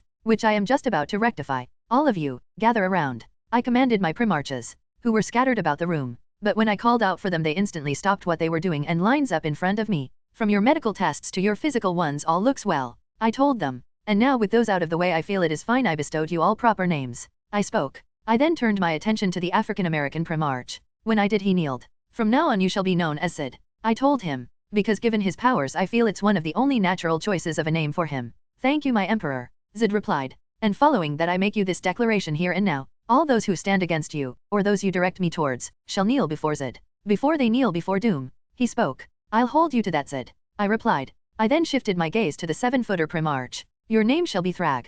Thank you Emperor Doom. He replied. Thrag then kneeled before me. Once he did I shifted my gaze to the blonde. You shall be known as Thaddeus. Thank you my Emperor. Thaddeus replied. He too then kneeled before me. After he did I looked at the green-skinned woman. Your name will be Ivy. I told her. Considering she has exactly the same powers and appearance of Poison Ivy from DC Comics. Why thank you Emperor Doom. Ivy replied. She too then kneeled, leaving only one remaining. I turned my gaze to the red-skinned woman. Your name shall be Katma. I told her, since she's the spitting image of Katma Tui from DC Comics. Just like Ivy resembles Poison Ivy, both of whom I did not create on purpose. I'm serious. This was all completely random. As you have decreed my Emperor, Katma said. She then kneeled. All 5 of my Primarchs now kneeling before me. I can definitely get used to this, I thought. I then made a motion with my left hand. Arise, I told them. When I did they all stood in unison. So my Emperor, what is our next move?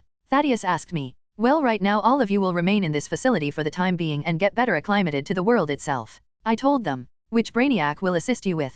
That I will. Brainiac spoke up. The Primarchs already knowing about him. Currently I am taking care of some matters in New York in the US and will be until the 1st of April. That is when I will officially return to Latveria. Then once I do when we can truly begin to move forward. But until then you are all on standby. Any further questions? No one spoke up. All right then. Well then good day, and remember should you encounter any big issues know that I will be here to assist you at a moment's notice. I told them. I then took my leave of my laboratory facility and returned to my office at the New York Embassy. Extremely happy how well my first Primarchs turned out. What a glorious day this has been. March 18, 2008. Third person, POV. Her brow furrowed Susan Storm paced back and forth across the floor of the waiting room she was in, the white heels she was wearing making an audible clacking sound on the floor as she did. Stop it Susan, you'll tire yourself out that way. Victor spoke. Since he was also in the waiting room, but he was seated on one of the room's sofas, wearing a calm expression on his face. As to why the two of them were together, they were waiting to be called to speak in front of a press concert that Victor had put together in order to make a big announcement, which also concerned the Fantastic Four, who had sent Susan as their representative for today's event. Stopping in her tracks Susan turned to look at Victor. However before she could say anything there was a knock on the door. They're ready for you both, Jessica said from outside. Understood.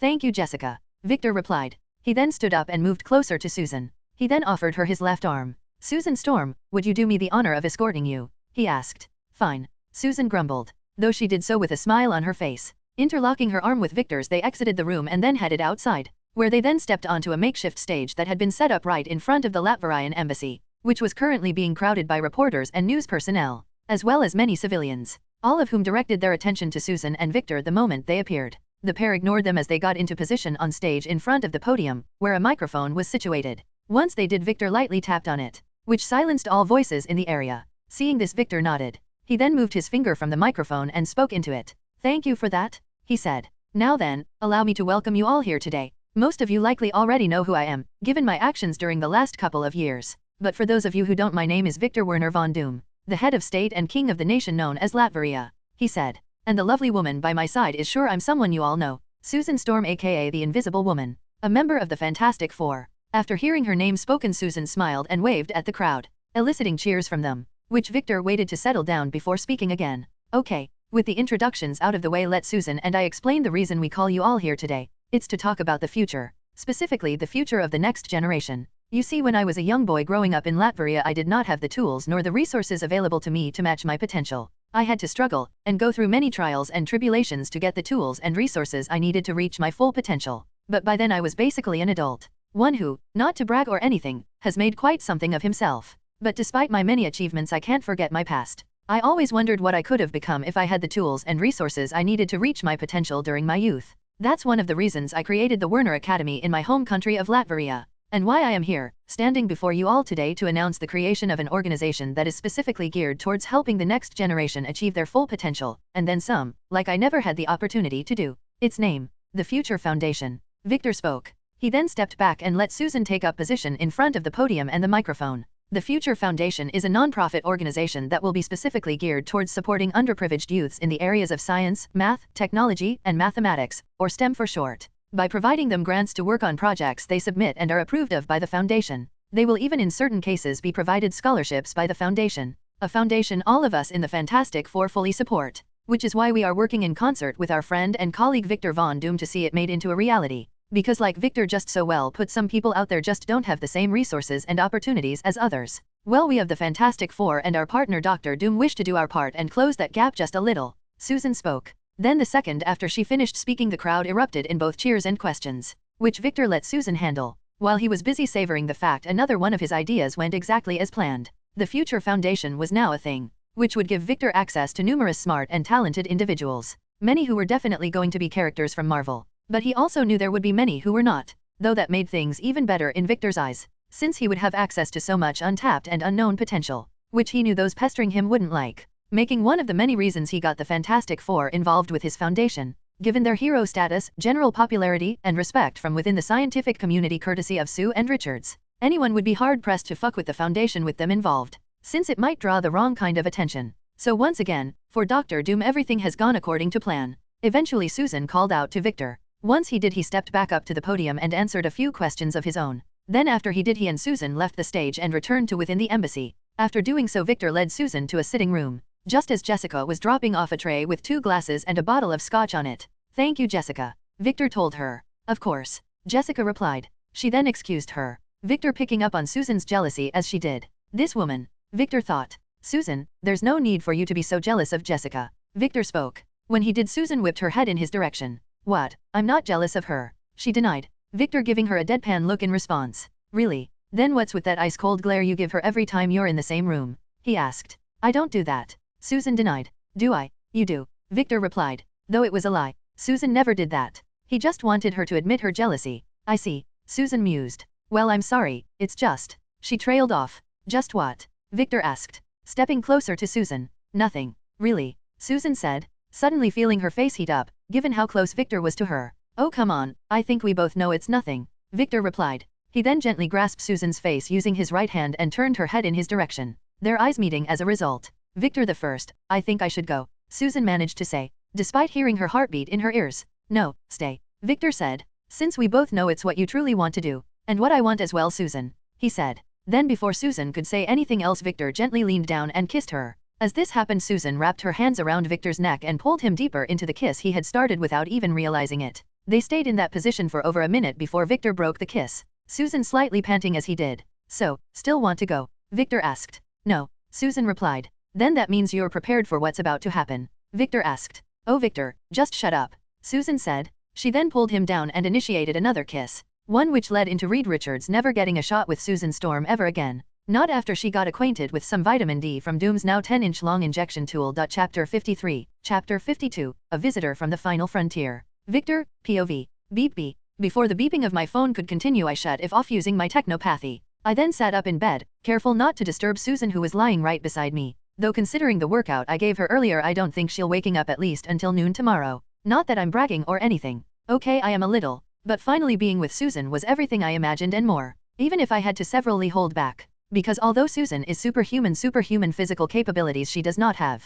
And I didn't want to cause her death by snoo. Anyway, using my technopathy I accessed my phone and found it was Brainiac contacting. "Yes, Brainiac," I asked him using my technopathy. "Sorry to disturb the night you've been waiting for with the lovely invisible woman, Victor, but this couldn't wait. Our satellites picked up a craft of unknown origin entering Earth's atmosphere a few seconds ago, and you specifically asked to be alerted should that ever happen." Brainiac spoke, doing his job as excellent as always, since I asked for just that when I first brought him online. Given how many hostile alien species exist here in Marvel, I wanted to be the first one to know if they ever arrived on Earth, because I don't trust any of the other players out there to deal with them accordingly. That I did. "First off, good job as usual, my friend. Secondly, has anyone else picked up the craft yet?" I spoke. "No, the moment our satellites detected it I began masking the craft's signal from all other sensors except our own. And before you ask, I have already calculated its trajectory and landing zone. which is actually right next door to your location, since it will touch down in Essex County, New York. Specifically the Adirondack Mountains. Brainiac explained.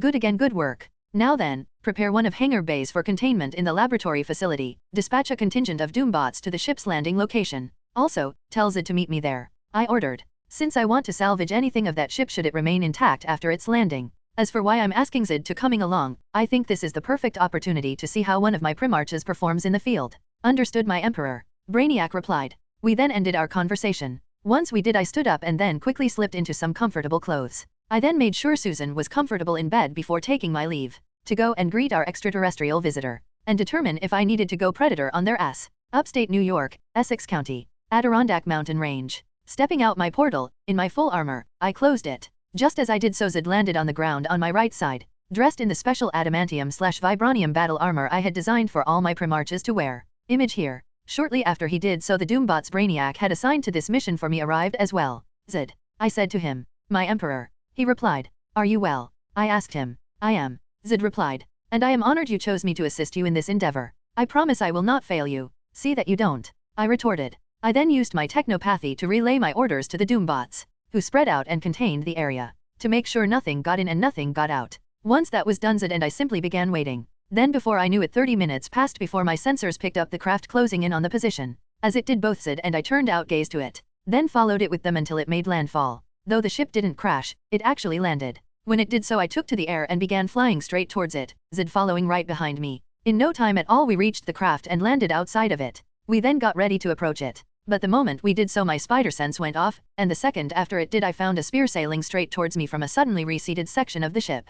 Though with my abilities it was easy to catch. Once I did, I snapped the spear in two, letting it fall to the ground. I then held up my free hand to keep Zid from moving, which I noticed he was about to do. Not yet, Zid. Let's wait and see for a bit longer. I ordered him. Yes, my Emperor. He replied. He then stood down. As Zid did, a figure exited the spacecraft and then turned their attention towards the two of us. When they did do, I noticed instantly I looking at a female Shi'ar. Image here. Confirming their existence in this reality for me. Not only that, but this particular female Shi'ar looks familiar to me. I just can't place her. Quickly looking between me and Zid, the female Shi'ar sneered. So, looks like this planet isn't as primitive as I thought after all. She haughtily spoke. This planet you are speaking about is known as Earth, and it is under my protection. Now, who are you and why have you come here? I spoke. You dare to speak to me like that, you primitive backworlder. The female Shi'ar spat. A look of anger suddenly marring her face. It seems you do not know with whom you speak. So I will educate you. My name is Kal Sai Naramani, a member of the Naramani family, and the rightful heir to the throne of the Shi'ar Empire.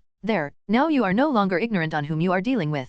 So I'll forgive you earlier foolishness. But do so again and your life is forfeit. Do you understand, primitive? Ah, so she's Deathbird. I thought. That explains why she looks so familiar. My Emperor, shall I end the avian woman's life? Zid asked me. No, Zid. I replied. Because if what she claims is true, then she is just as valuable as her ship. Which is why we'll be taking her alive. I explained. As you say, my liege. Zid replied. When he did, Deathbird expression became even more twisted. You dare blatantly ignore me. She seethed. But before Deathbird could say anything else, I closed the distance between us, coated my left fist with electrical energy, and delivered a punch straight to her gut. My attack landing, sending a jolt electricity all through the princess's body. Ack. She cried in pain. But surprisingly she didn't pass out. Staying conscious, she grabbed hold of my armor and began clawing at it, surprising me just a bit. But then I remembered she was not only a Shi'ar but a Shi'ar mutant. One who also a mighty warrior that led legions of starships, SND members of the fearsome Shi'ar Imperial Guard. So with that now in my mind, I acted accordingly and upped the voltage of my electric shock. Ack. Deathbird crying out and seeing more pain in response. But this time she did pass out. Once I was certain of this, I tossed her over my left shoulder like a sack of potatoes, allowing myself to cop a feel of her toned ass. Since ass is first class and I'm an ass man at heart. After I was done savoring the feeling of Deathbird, but I turned around to face Zid, who had walked up to us. Once he did, I snapped my fingers and opened a portal under Deathbird's ship, sending it to the hangar bay. Brainiac had intimated containment protocols on when he contacted me earlier. As soon as the ship was through, I closed the portal shut. Lead the Doombots on a search of the surrounding area to make sure we didn't miss anything. I'm going to deal with our prisoner, I told Zid. He nodded at my words. Zid then took to the skies. As he did so, I opened a portal and stepped through it, preparing myself to have a chat with Deathbird, who is actually quite easy on the eyes. In fact, touching her butt made me little hard. So yeah, as Pal Patton would say, it was a surprise to be sure, but a welcome one. Seems I might just stick my dick in crazy, especially when doing so will allow me to bring the Shi'ar Empire under my rule. Man, tonight just keeps getting better. Chapter 54, Chapter 53, Dominating Deathbird. Third person, POV. Stirring awake Kalsai Naramani, also known as Deathbird, slowly but surely opened her eyes. Then a second after she did so she remembered everything that had happened to her, which made her anger spike. Though before it could get any higher a voice drew Deathbird's attention. Looks like you're finally awake. Turning her head in the direction of the voice, Deathbird saw a man sitting in a chair in front of her. Who are you? And where am I? Deathbird demanded to know. But in response to her questions the man in the chair only put a soft smile on his face. Come now, you're saying you don't remember me from earlier. That hurts me a little, you know. Especially given how up close and personal we got, he said. When he did so the pieces clicked together in Deathbird's head. You, Deathbird exclaimed. You're the one in the armor who attacked me earlier. Yes, that's me. The man replied. And since I didn't do so earlier properly, allow me to introduce myself. My name is Dash. You will pay for attacking me. Deathbird suddenly screamed, interrupting Victor. She then got ready to lunge at him from the bed she was on. But before Deathbird could move 1 inch, Victor raised his left hand in her direction and blasted her with several bolts of electricity. Ack! Stopping Deathbird in her tracks and making her cry out in pain, which she continued to do as Victor continued blasting her with electricity, until he felt she had had enough. Once he did, he stopped attacking her, leaving Deathbird twitching on the bed, a small bit of smoke rising from her body. So rude, Victor said. Now, as I was saying earlier, my name is Victor Werner von Doom, the king and ruler of the Earth nation of Latveria, as well as the soon-to-be emperor of the planet Earth and the entire Sol system, he explained. And you, my dear Kalsai Naramani, are now my prisoner. You dare imprison me, back, worlder. Deathbird managed to spit out, struggling to speak due to the minor paralysis the electrical blasts Victor had hit her with induced. Do you have any idea of whom you're truly dealing with? Yes, you've made that quite clear, Victor retorted. You dare patronize me, primitive? Deathbird shouted, the paralysis now having fully worn off. I am the rightful heir to one of the most powerful empires the galaxy has ever seen or known. You keep saying that, and yet here you are on some primitive backwater world, as you put it, the captive of one of its natives. So really, what does that say about you?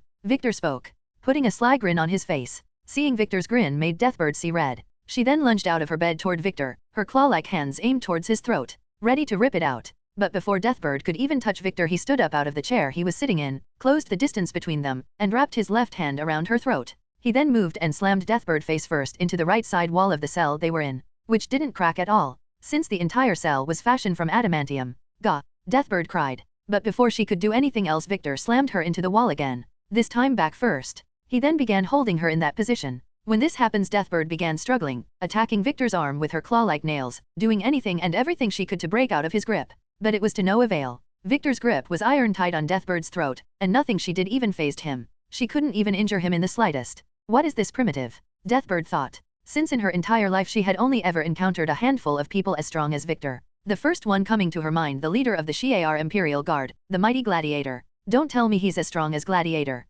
Deathbird thought. Hey, which she was knocked out off the moment Victor spoke. Look at me, he said. No, commanded. Then before Deathbird realized it, she was following said command and looking at Victor, who now wore a cold and hardened expression on his face. It seems you truly can't grasp the situation you are in, so I'll explain once more to you slowly, so perhaps you can come to understand it. You are not in charge here. Your title means nothing. Your power means nothing. You are my prisoner and I can do with you what I please. Your life is in my hands. Victor spoke, slowly tightening his grip on Deathbird's throat. Now, do you understand things as they have been explained to you? I said, do you understand me? Victor asked once more, his grip on Deathbird's throat getting even tighter. So much so black spots began to appear in her eyes from the lack of oxygen. Don't make me repeat myself again. Why yes? Deathbird managed to squeeze out of her mouth. Yes, what? Victor asked. I understand. You? Deathbird spoke. I understand you what? Victor asked. Go on and say it. What's my name? Doom. Understand. You Doom. Deathbird spoke. You're goddamn right you understand me,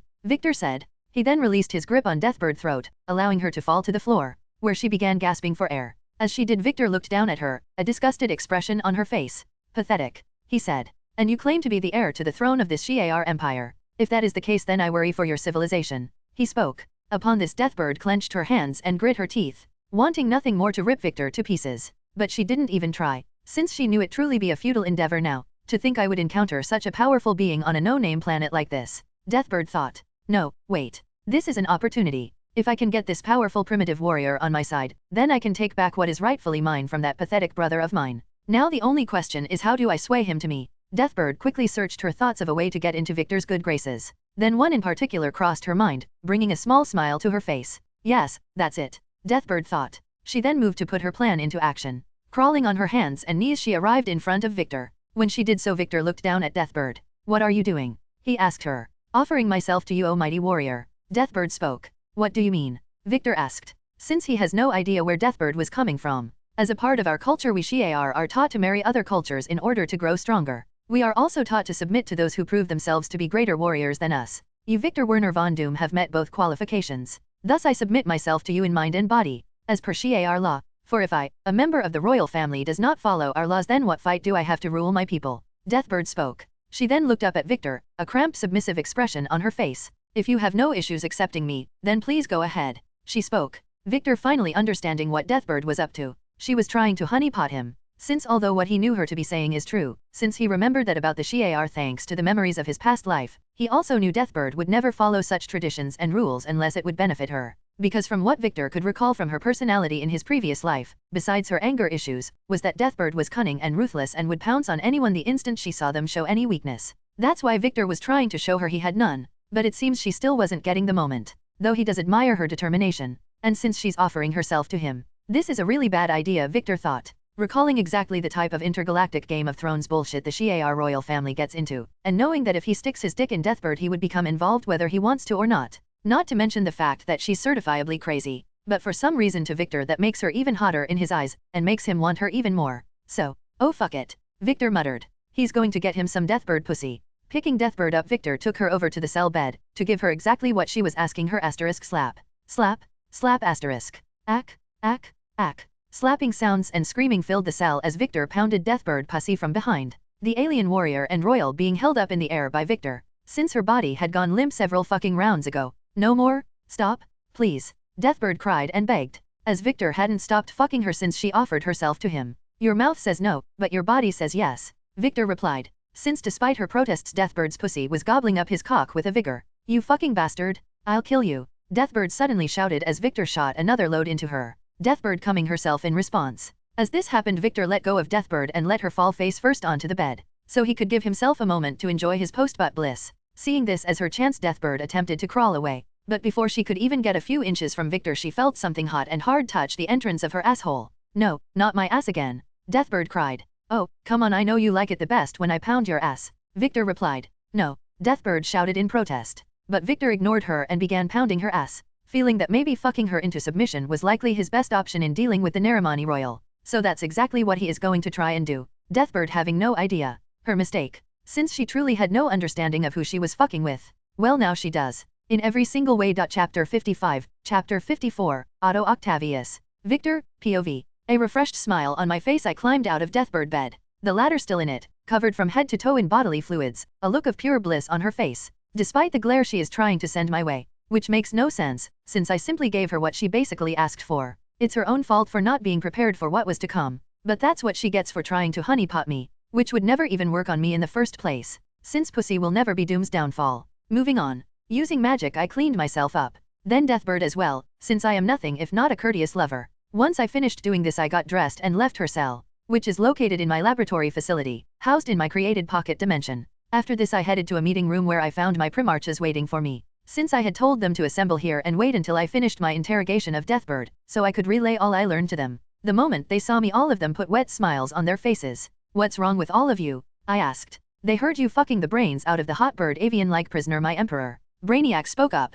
Oh, I'm used. Huh? I didn't think either of us were that loud. Then again my mind was focused on other things than the volume of our voices, so yeah. My liege, I mean no disrespect, but was having sexual relations with the prisoner the wisest move? Katma asked me. Possibly not, but she offered in the first place and I don't regret my actions, I replied. Especially given why she offered herself to me in the first place, I said. I then used my telepathy to connect to the minds of my Primarchs and shared with them all the information I had obtained from Deathbird's mind when I was with her earlier, since I definitely had more on my mind than impressing upon her the reality of her situation, and dicking her down when she offered. As I always say, business before pleasure. Upon learning with Deathbird offered herself to me, all my Primarchs became visibly angry. But they quickly reined it in and dismissed it, once they realized I understood her plan the moment she intact it, and then immediately turned the tables on her. My emperor, please forgive my earlier statement. Katma spoke. I waved her off. It's fine. Just focus on the information I am sending you, of which there is a lot. From the entire history of the Shi'ar Empire, to their technological and other scientific achievements, to their status in the known galaxy,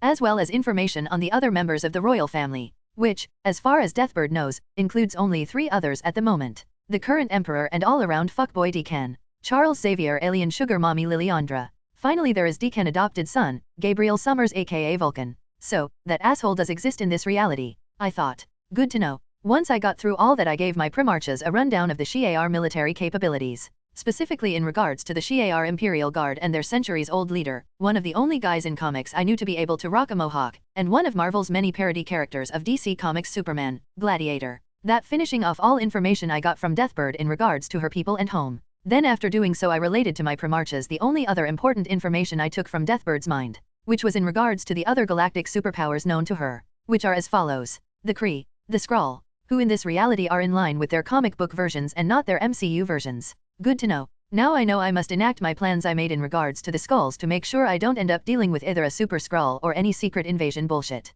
Thanos territory. Galactus territory. Yeah, Galactus has actual territory, which I find to be both a good and bad thing. The Nova Empire. Then finally there is the Spartacian Empire, which makes me wonder which version of Star-Lord will appear in this reality, the one from the MCU or the one from the comics. Though in all honesty I prefer the latter to the former, but that's just me. After giving all this information to my Primarchs I closed my telepathic connection with them, and allowed them a few seconds to process what they all now knew. Wow, I knew the galaxy was a big place but it seems I was limiting my imagination. Thrag spoke. You can say that again Thrag. Thaddeus spoke. To think such mighty empires and beings who rule them exist. Ivy muttered. That just means we must prepare even more for if and when the time comes that we must face them. Katma spoke. Katma speaks the truth, Zid added. Especially since it seems our emperor has already set his sights on the Shi'ar this Deathbird hails from. He said. Am I right to assume that my emperor? You are Zid. I replied. But of course that will be several years from now, since we are nowhere near ready to go up against the Shi'ar. They currently beat us in all categories that matter, but only for now. Soon that will not be the case, and once it isn't their empire shall belong to Doom. Well that's all I needed to inform you all of. I'll be taking my leave now, I spoke. Oh and if Deathbird should give you any trouble while I am gone you have my permission to smack her around. Since I don't want her thinking she can get cocky just because I am not around. Yes, Emperor. All 5 of them replied in unison. One more thing, Zid, did the search you and the Doombots conducted at the site of Deathbird landing zone turn up anything? Nothing at all my Emperor, Zid replied. Which is good. Since I don't want Shi'ar technology of any kind falling into the hands of anyone else here on Earth. They wouldn't even truly know what to do with it anyway. Okay, I replied. I then took my leave, heading to my person chambers in Castle Doom using a portal, where I quickly showered and changed into some pristine clothing, since I had a meeting scheduled for this morning. Once I was prepared I headed back to my office at the Latvarian Embassy in New York, checking the time immediately after I did, which read 8:50 a.m., meaning I had still had 10 minutes before my meeting was set to begin. It also meant I was fucking Deathbird for several hours. Oh well. Taking a seat in my chair I telepathically reached out to Jessica and informed her I had returned, since I informed her of my departure last night, in case I needed her to run interference with Susan. Since although what we shared last night was amazing I am not delusional enough to believe I can trust her with half the things I have in motion. At least not yet. Last night being a good first step to making that a reality. The next 10 minutes passed by quickly. Then once 9 a.m. came I heard a knock on my office door. King Victor, your 9 o'clock appointment is here, Jessica said from outside my doors. Excellent. Please, send him in. I said. Yes. Jessica replied.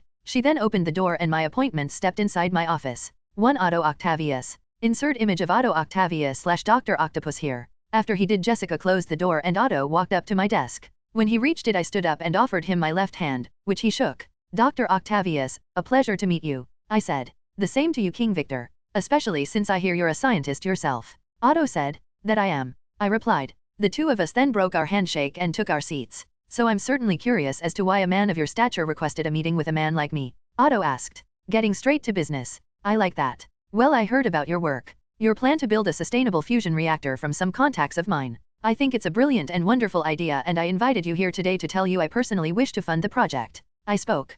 Partly because I don't want this version of Otto to end up as Dr. Octopus, and partly because having his technology under my control would be a huge boon, as well as having the man himself in my corner. Truly? Otto asked me. I nodded my head. Yes, I truly wish to fund your research. Because if you can make vision a reality it can change the world as we know it. It could solve humanity's energy crisis and make the use of fossil fuels obsolete, not to mention how it could expand our knowledge of physics in general. To have the power of the sun in the palm of our hands. It would be glorious. Yes, exactly. Otto said. Mr. No Dr. Doom, it's like you're heading my mind. Why thank you doctor. I replied. But I'm not reading his actual mind at the moment. It's meta-knowledge for the win here. So in regards to my offer I do have some stipulations. Namely that you and your wife relocate to Latveria to conduct your research and become teachers at the Werner Academy. I spoke. I see. Otto replied. I'll have to discuss this with my wife. I completely understand, I replied. The two of us then discussed a few more things before we ended the meeting and Otto went on his way. After he did, I couldn't help but begin humming the spectacular Spider-Man theme song. Chapter 56, Chapter 55, Camartage again. After my meeting with Otto ended, I did some quick work. That is until I could sense Susan awakening, due to the many surveillance spells I have placed all over the embassy. The moment I sensed this, I stopped what I was doing and headed back to my personal bedroom. Susan having fully awoken just as I arrived and entered the room. Hey, good morning, I told her. Yeah, good morning Victor, Susan replied. She then used her left hand to stifle a yawn. You're up early. Yeah, I had an early morning meeting. The life of a monarch, I spoke. Right, Susan replied. So about last night. Yes, I enjoyed it, I instantly replied, putting a smug grin on my face. Susan lightly blushing when she saw it, which makes no sense considering what she did to me last night using her mouth. Seems she's a freak between the sheets. So this proves what my father told me in my last life to be true. It's always the quiet ones you need to watch out for. So did I. But that's not what I was going to speak on, Susan said. I was going to ask you if what happened between us is alright. We're two consenting adults, so yeah, what happened between us was just fine, I said. No, I mean you're a king, Susan spoke. True, but I'm still a person with wants and desires. And for the longest time for me you've been a subject in both those categories, Susan, I told her. I then walked over to her, took her face gently in my hands, and then leaned down and placed a gentle kiss on her lips. So there's no reason to fill that pretty, and wonderfully intelligent, head of yours with any unnecessary thoughts, I said. Now, are we good? I asked her. Yes, we are, Susan replied, putting a smile on her face. Glad to hear it, I said. Once I did, Susan got refreshed up and put her clothes from yesterday on. After she did, I escorted her to the dining hall for some brunch, which I had already prepared. As we ate, we chatted about numerous things, until eventually breakfast came to an end and Susan got ready to take her leave. Well, I guess I'll be seeing you, Susan said. Yes, you definitely will, I replied. I then gave Susan another kiss, after which she took her leave of the embassy. Then once she did, I returned to my office and began reviewing my Reed Richards extermination plans to make sure they were complete, healthy and utterly flawless. Since there's no telling what he might do when he's discovered I've taken Susan for myself, keeping her out of his worthless hands. I don't want, or need, to deal with a version of the Maker in this reality. After I made sure the plans were flawless, I made a couple more just in case. Since when it comes to Richards, I need to make sure he is absolutely gone for good. There can be no mistakes when it comes to taking him out, because if I give that cockroach even an inch, he'll take a mile. When my new plans for dealing with Reed were completed, I leaned back in my chair and took a short reprieve. I then informed Jessica telepathically I was heading out again. Once I did, I opened up a portal and stepped through it, arriving at Camartage. I figured since I'm in New York I'd visit it, considering it was one of the places that helped me become the man that I am today. Plus I want to see my master, the Ancient One, and catch up a bit. Closing my portal behind me, I ignored the looks the newer members of the Order were giving me. It's alright everyone. He is welcome here. Which stopped as soon as the Ancient One walked into the courtyard and basically told everyone to stand down. So they went back to what they were doing. Meanwhile, I walked up to the Ancient One and gave her a slight bow of respect. Master Victor, or perhaps I should call you Dr. Doom now, the Ancient One spoke. Whatever you prefer,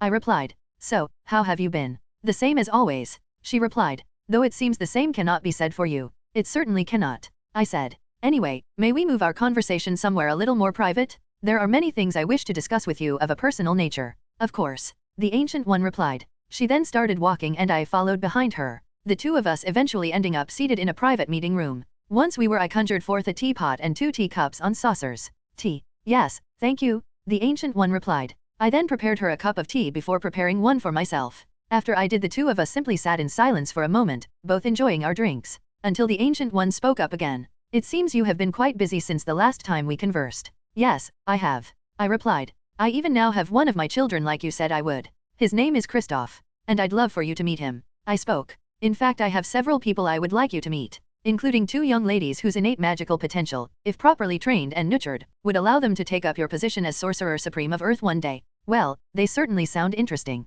Now I more than ever want to meet them, along with your first child, the Ancient One replied. Excellent, I said. Then when you have a chance, please come to Latveria. You always have an open invitation to visit my country. On that note, I wonder if I might ask you if any members of the Order would be interested in becoming instructors at the Werner Academy. Since right now the school only has one magical teacher and he's unique to say the least. But he knows his magic. Still, with things growing as they are, the school, and by extension by domain, need more experienced users in the mystic arts. Especially since I am far too busy to teach, unless it's private and personal lessons, like I have begun doing with Christoph. Since it turns out he has an aptitude for the mystic arts, looks like I'll make a mini Doom out of him yet. First off, thank for the invitation and I will take you up on it.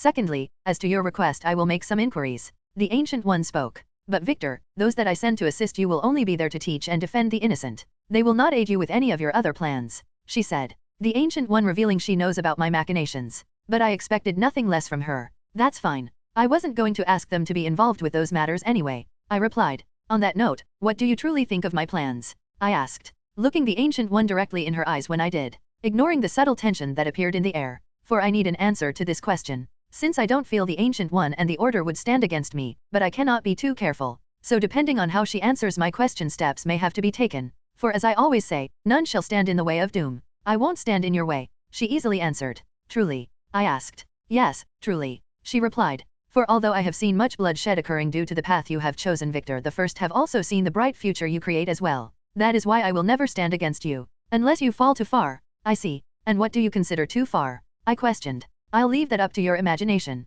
the Ancient One replied, giving me a smirk, the tension in the air disappearing. Well, that's good to know, I said. Now then, let's continue. I have a gift for you, I spoke. I then reached into my pocket and took out a vial of the ambrosia serum. This serum will bring your aging process to almost a complete standstill, and give you a few other boosts, allowing you to live for a few centuries. It will also keep you as you are now, so you no longer have to draw energy from the dark dimension to stay as you are, I explained. Since I want the Ancient One to understand exactly what I'm saying. I want to save her life. She's been good to me, and is someone I've come to care for. So there's no way I'm letting her fall on her sword just because she's foreseen it. Yeah, fuck that shit. Strange can still be great, even if the Ancient One doesn't die. Not to mention now she has many more candidates to choose from to take up her position should she ever truly fall. So that future she saw is no longer set in stone. Thank you, Victor. Truly. The Ancient One spoke. You're not going to ask me how I know about your connection to the dark dimension. I asked her. I've foreseen you won't tell me no matter how I ask you, even if by force. So I'll just take your gift, she explained. I see, I replied. Good. So that only leaves one last thing on the table. If you will allow me, I would like to study the Eye of Agamotto, since it's one of the only things I know of in existence that can contain the power of an Infinity Stone and allow a person to wield it without being consumed by said stone's innate powers, which is definitely something I will need. Since I have already decided to collect all the Infinity Stones to keep them out of Thanos and any other psychopaths' hands. You may. The Ancient One replied. Thank you, I replied to her. The two of us then discussed a few more things before our talks came to an end. Once they did, I injected the Ancient One with the ambrosia serum and then returned back to the New York Latvarian embassy, where I got back to work. Since there is no rest for the wicked. Chapter 57, Chapter 56, More Background Action. April 28, 2008. Beep beep beep.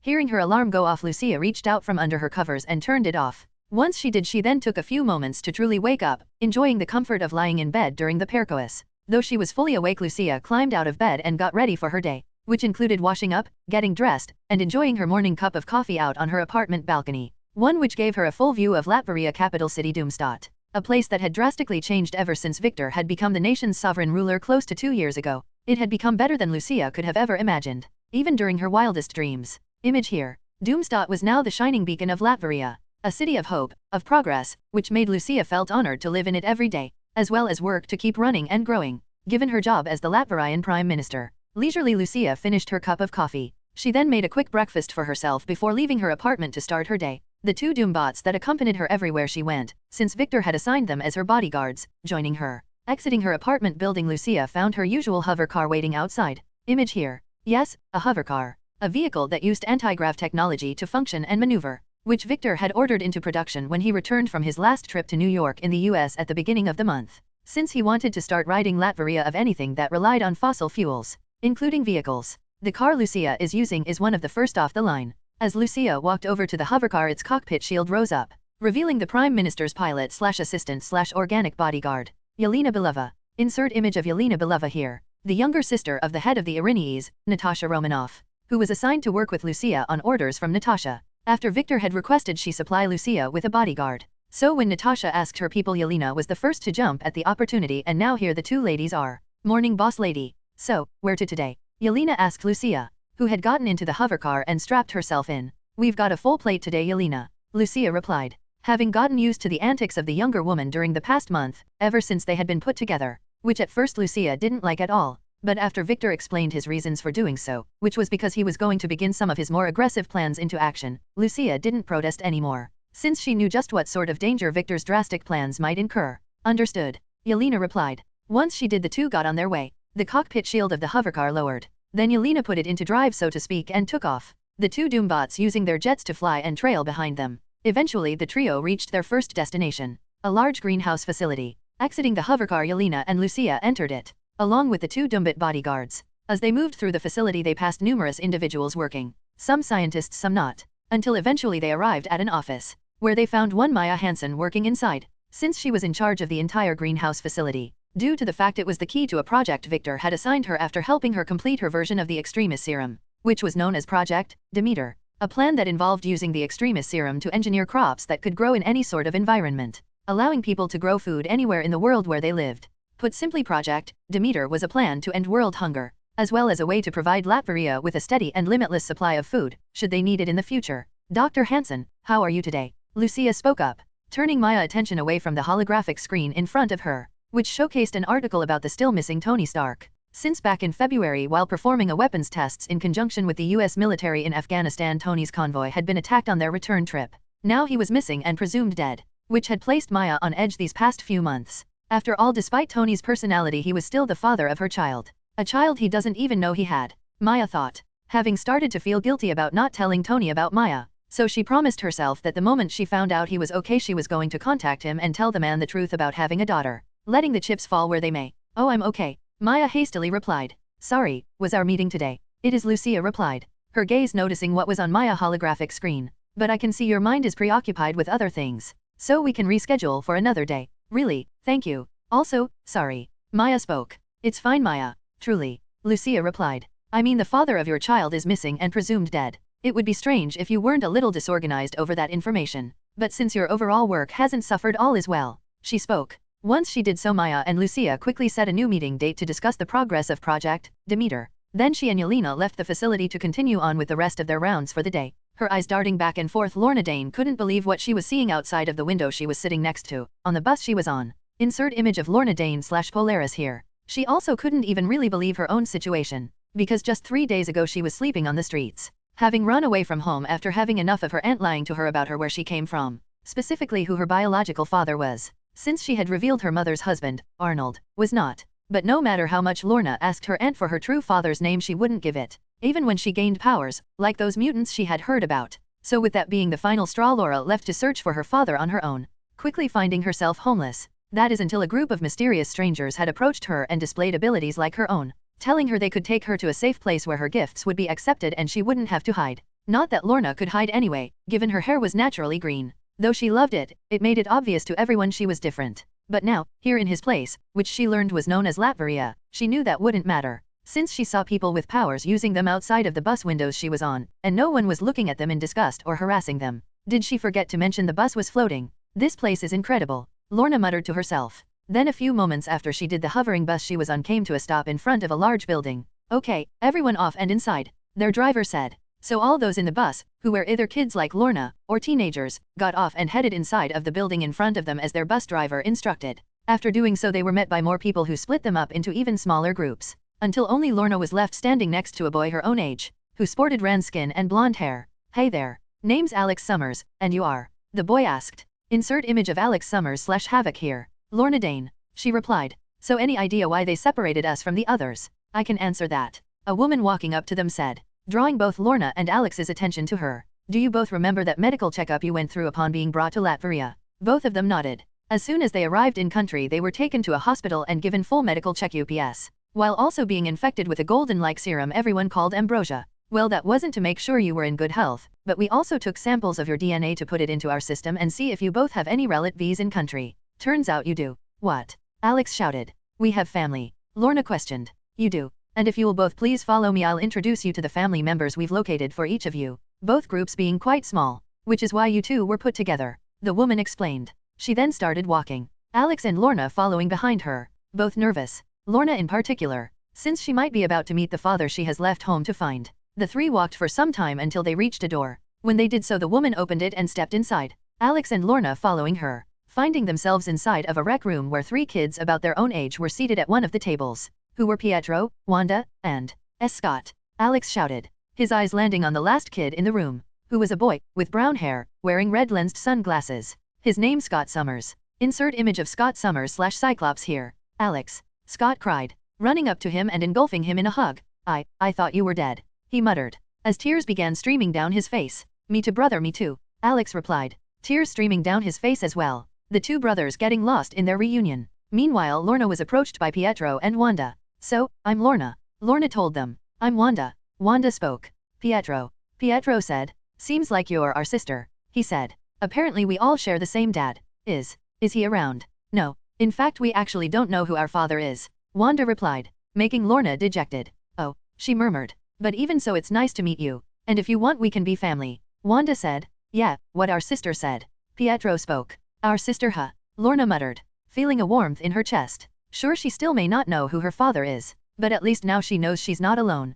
And that's the best feeling of all. Chapter 58, Chapter 57, more background action 2. Kentucky, United States of America. May 2nd, 2008. Third person, POV. Get out here you filthy mutants. It's all his fault. Come out muties. If only he had listened. Then his family wouldn't be in danger right now. There wouldn't be men with guns and torches outside his house. Disgusting freaks. Get out here right now. His siblings wouldn't be crying in the corner in fear. And his dad wouldn't be aiming the barrel of the family shotgun at the door to their house, just waiting for the angry mob outside to enter, so he could shoot them and protect them. These, and other thoughts, ran through Samuel Guthrie's mind as he looked in between the closed blinds of one of the front window of his house. Insert image of Samuel Guthrie/Cannonball here, watching as an angry mob stood before it. A group of men from an organization known as the Friends of Humanity, who hated and hunted mutants, which he, and many of his siblings, were. But their parents, and even their siblings without powers, didn't care that Sam and some of his other siblings had powers. They loved them anyway, though Sam's parents always told him and his siblings with powers never to use them in public, which is a rule Sam broke the other day, when he was walking home from school and saw a little girl run out into the street and about to be hit by a truck. He used his powers and saved her, but then afterwards the looks he got made Sam feel like he was some kind of monster. Immediately when he got home he told his family everything that happened. And while they praised him for saving that girl he couldn't help but notice the fearful look in his parents' eyes. Tonight, right now, he understood why they got that look. And it's all because of me, Sam muttered to himself. Maybe if I give myself they'll let everyone else go, Sam spoke, mustering up his resolve to sacrifice himself for his family. But before he could, red beams suddenly shot down from the sky and carved up all the angry mob outside of his home, leaving the once scream-filled air deadly silent, along with the once clean ground littered with blood and body parts. What the hell? Sam shouted, only to get a slap upside the head from his mom. Language Samuel. But honey he's right. What just happened out there? Thomas Guthrie spoke. Then right after he did, a figure descended from the air and landed on the ground right in front of the Guthrie family home door. The figure then walked up to the door and gently knocked on it, stunning the entire family. But that didn't last long as the mysterious figure outside knocked again, bringing the Guthrie family out of their stupor. When this happened Thomas carefully approached the front door and then opened it, instantly aiming for barrel of his shotgun at the person on the other side, who was Sid. That will not be necessary Mr. Guthrie, Zid said. How do you know my name? Who are you? Thomas asked. My name is Sid, Zid replied. And like several of your children I have special abilities. He spoke. Zid then began floating in the air. Are you the one who saved us? Jay asked. I am, Zid replied. And if you all come with me I can take you to a place where men like the ones who just stood outside your home, and hated you because of a few simple differences, do not exist. He explained. Oh, and what might be the name of this place? Thomas asked. My home country. A place called Latveria, Zid replied, a smile on his face after he did. Mississippi, United States of America. Ack. Irene Adler suddenly screamed at the top of her lungs, twisting and turning in her bed. Insert image of Irene Adler/Destiny here. Eventually she began flailing uncontrollably, until suddenly she stopped. Sweat covering her entire body, she panted heavily, having just had one of the strongest visions of her entire life. Since Irene is no ordinary woman. No, she is one who possesses the ability of prophetic dreams and visions. The one she just turned pertaining to a signal individual, a man named Dr. Doom. After recovering from her vision Irene sat up in her bed. The moment she did so the bedroom door opened and her daughter/legal ward entered it. A 14-year-old goth girl by the name of Anna Marie, but most people refer to her as Rogue. Insert image of X-Men Evolution Anna Marie/Rogue here. Ma, is everything okay? Rogue asked Irene. Yes my dear, Irene replied. However I must inform you that we are going on a trip. What, why, and where? Rogue asked. Because, going to this place will ensure a bright future for us both. As to where, it is a place known as Latveria. Irene spoke, hoping her lover would see reason in her decision, since it would very well mean the difference between her living and dying.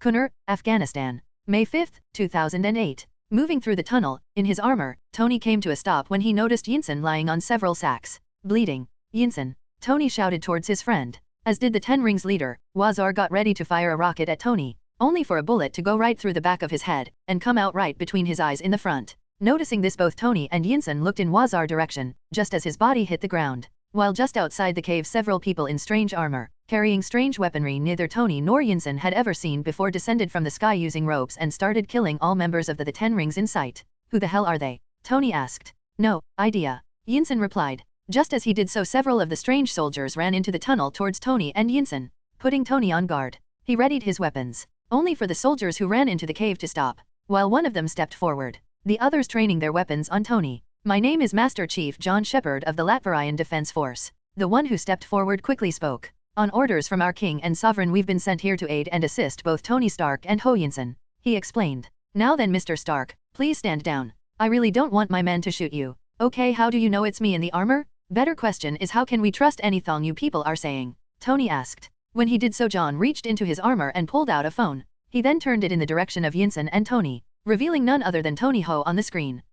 Tony, Yinsen shouted in utter shock. You know her, Yinsen? Tony asked. She's my daughter, he admitted, though he hadn't seen her in years. He and Tony's mother drifted apart. Then he started a new family and never got in touch with either of them again. Though after the rest of his family had been killed and he had been captured, he promised himself he would reconnect with Tony if he got out alive. Hey Dad, Tony said. Listen, I don't have a lot of time, but I can tell you these people are here to help you and Mr. Stark. I swear it. So you can trust them. She spoke. Okay, Yinsen said. Tony, stand down. Yinsen sputtered. Yinsen, Tony shouted. Medics, in here now, John shouted over his comms. The medics then rushed inside the cave and began working on Yinsen, Tony deciding to trust his friend's judgment. Suddenly recalling why Latveria sounded so familiar. It was run by that genius Victor Von Doom. Makes Tony wonder if he could become king of a country as well. Chapter 59, Chapter 58, More Background Action 3. North Salem, New York City, United States. Sitting in a wheelchair, on an extended platform in the middle of a spherical room, was a man wearing a helmet with wires connecting it to the terminal situated directly in front of the man,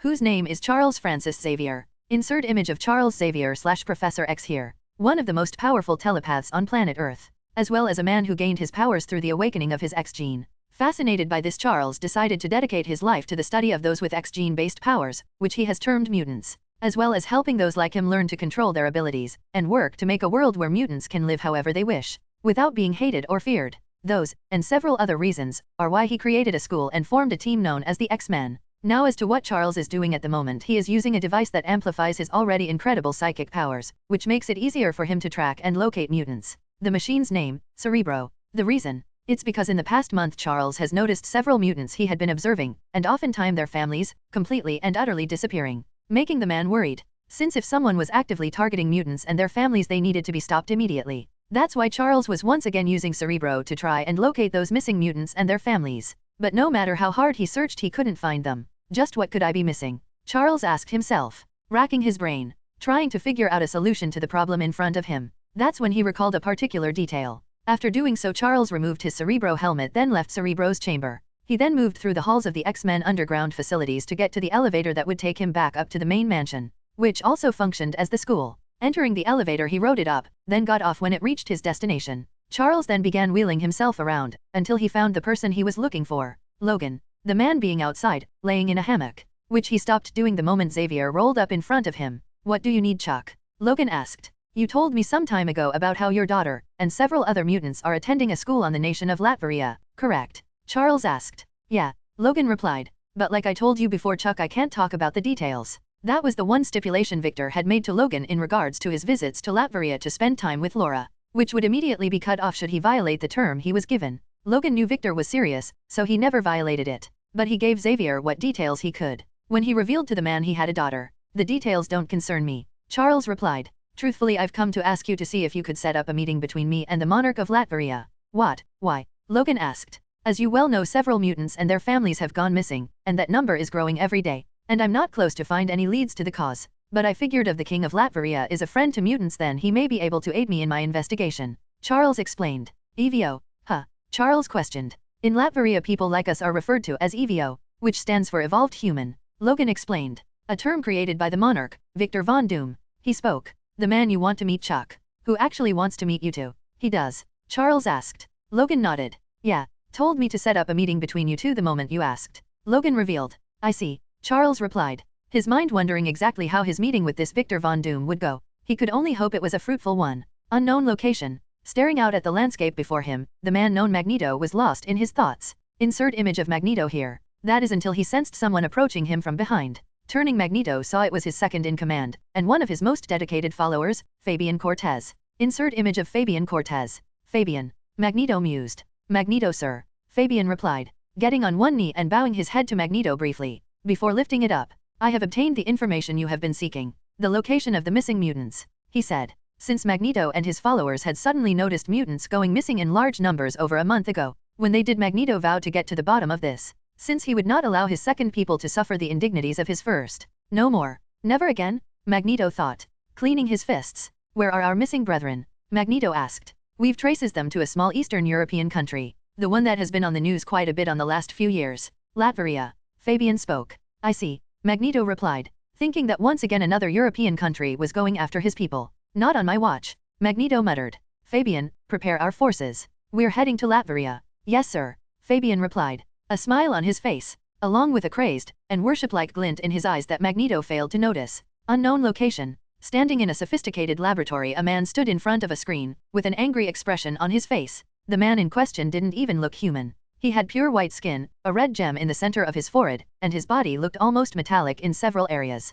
The name of this man is Nathaniel Essex, though for a long time he has gone by another name. Mr. Sinister. Insert image of Nathaniel Essex / Mr. Sinister here. Due to certain circumstances he encountered. Moving on. The reasons Mr. Sinister was angry was due to the fact several mutants he had been monitoring just disappeared, including one that was a big part in one of his greatest plans. A boy by the name of Scott Summers. For years Sinister had been carefully molding Scott to suit his needs, without the boy himself even realizing it. But now all that was in jeopardy, since he couldn't find a trace of Scott anywhere. Not to mention Sinister felt someone had removed the telepathic suggestions he had implanted deep in Scott's mind. A/N, yeah, that actually happened on the comics. Sinister is that horrible. Damn it. Sinister shouted. Who cares? Interfere with me? He asked. Then after Sinister did, the computer terminal in front of him pinged. When it did, he began looking at the results. Since he had put together a search algorithm to try and determine the location of Scott and the others he was observing. As he finished reading the results of his algorithm, Sinister couldn't help but grin, since now he had the most likely location of his subjects.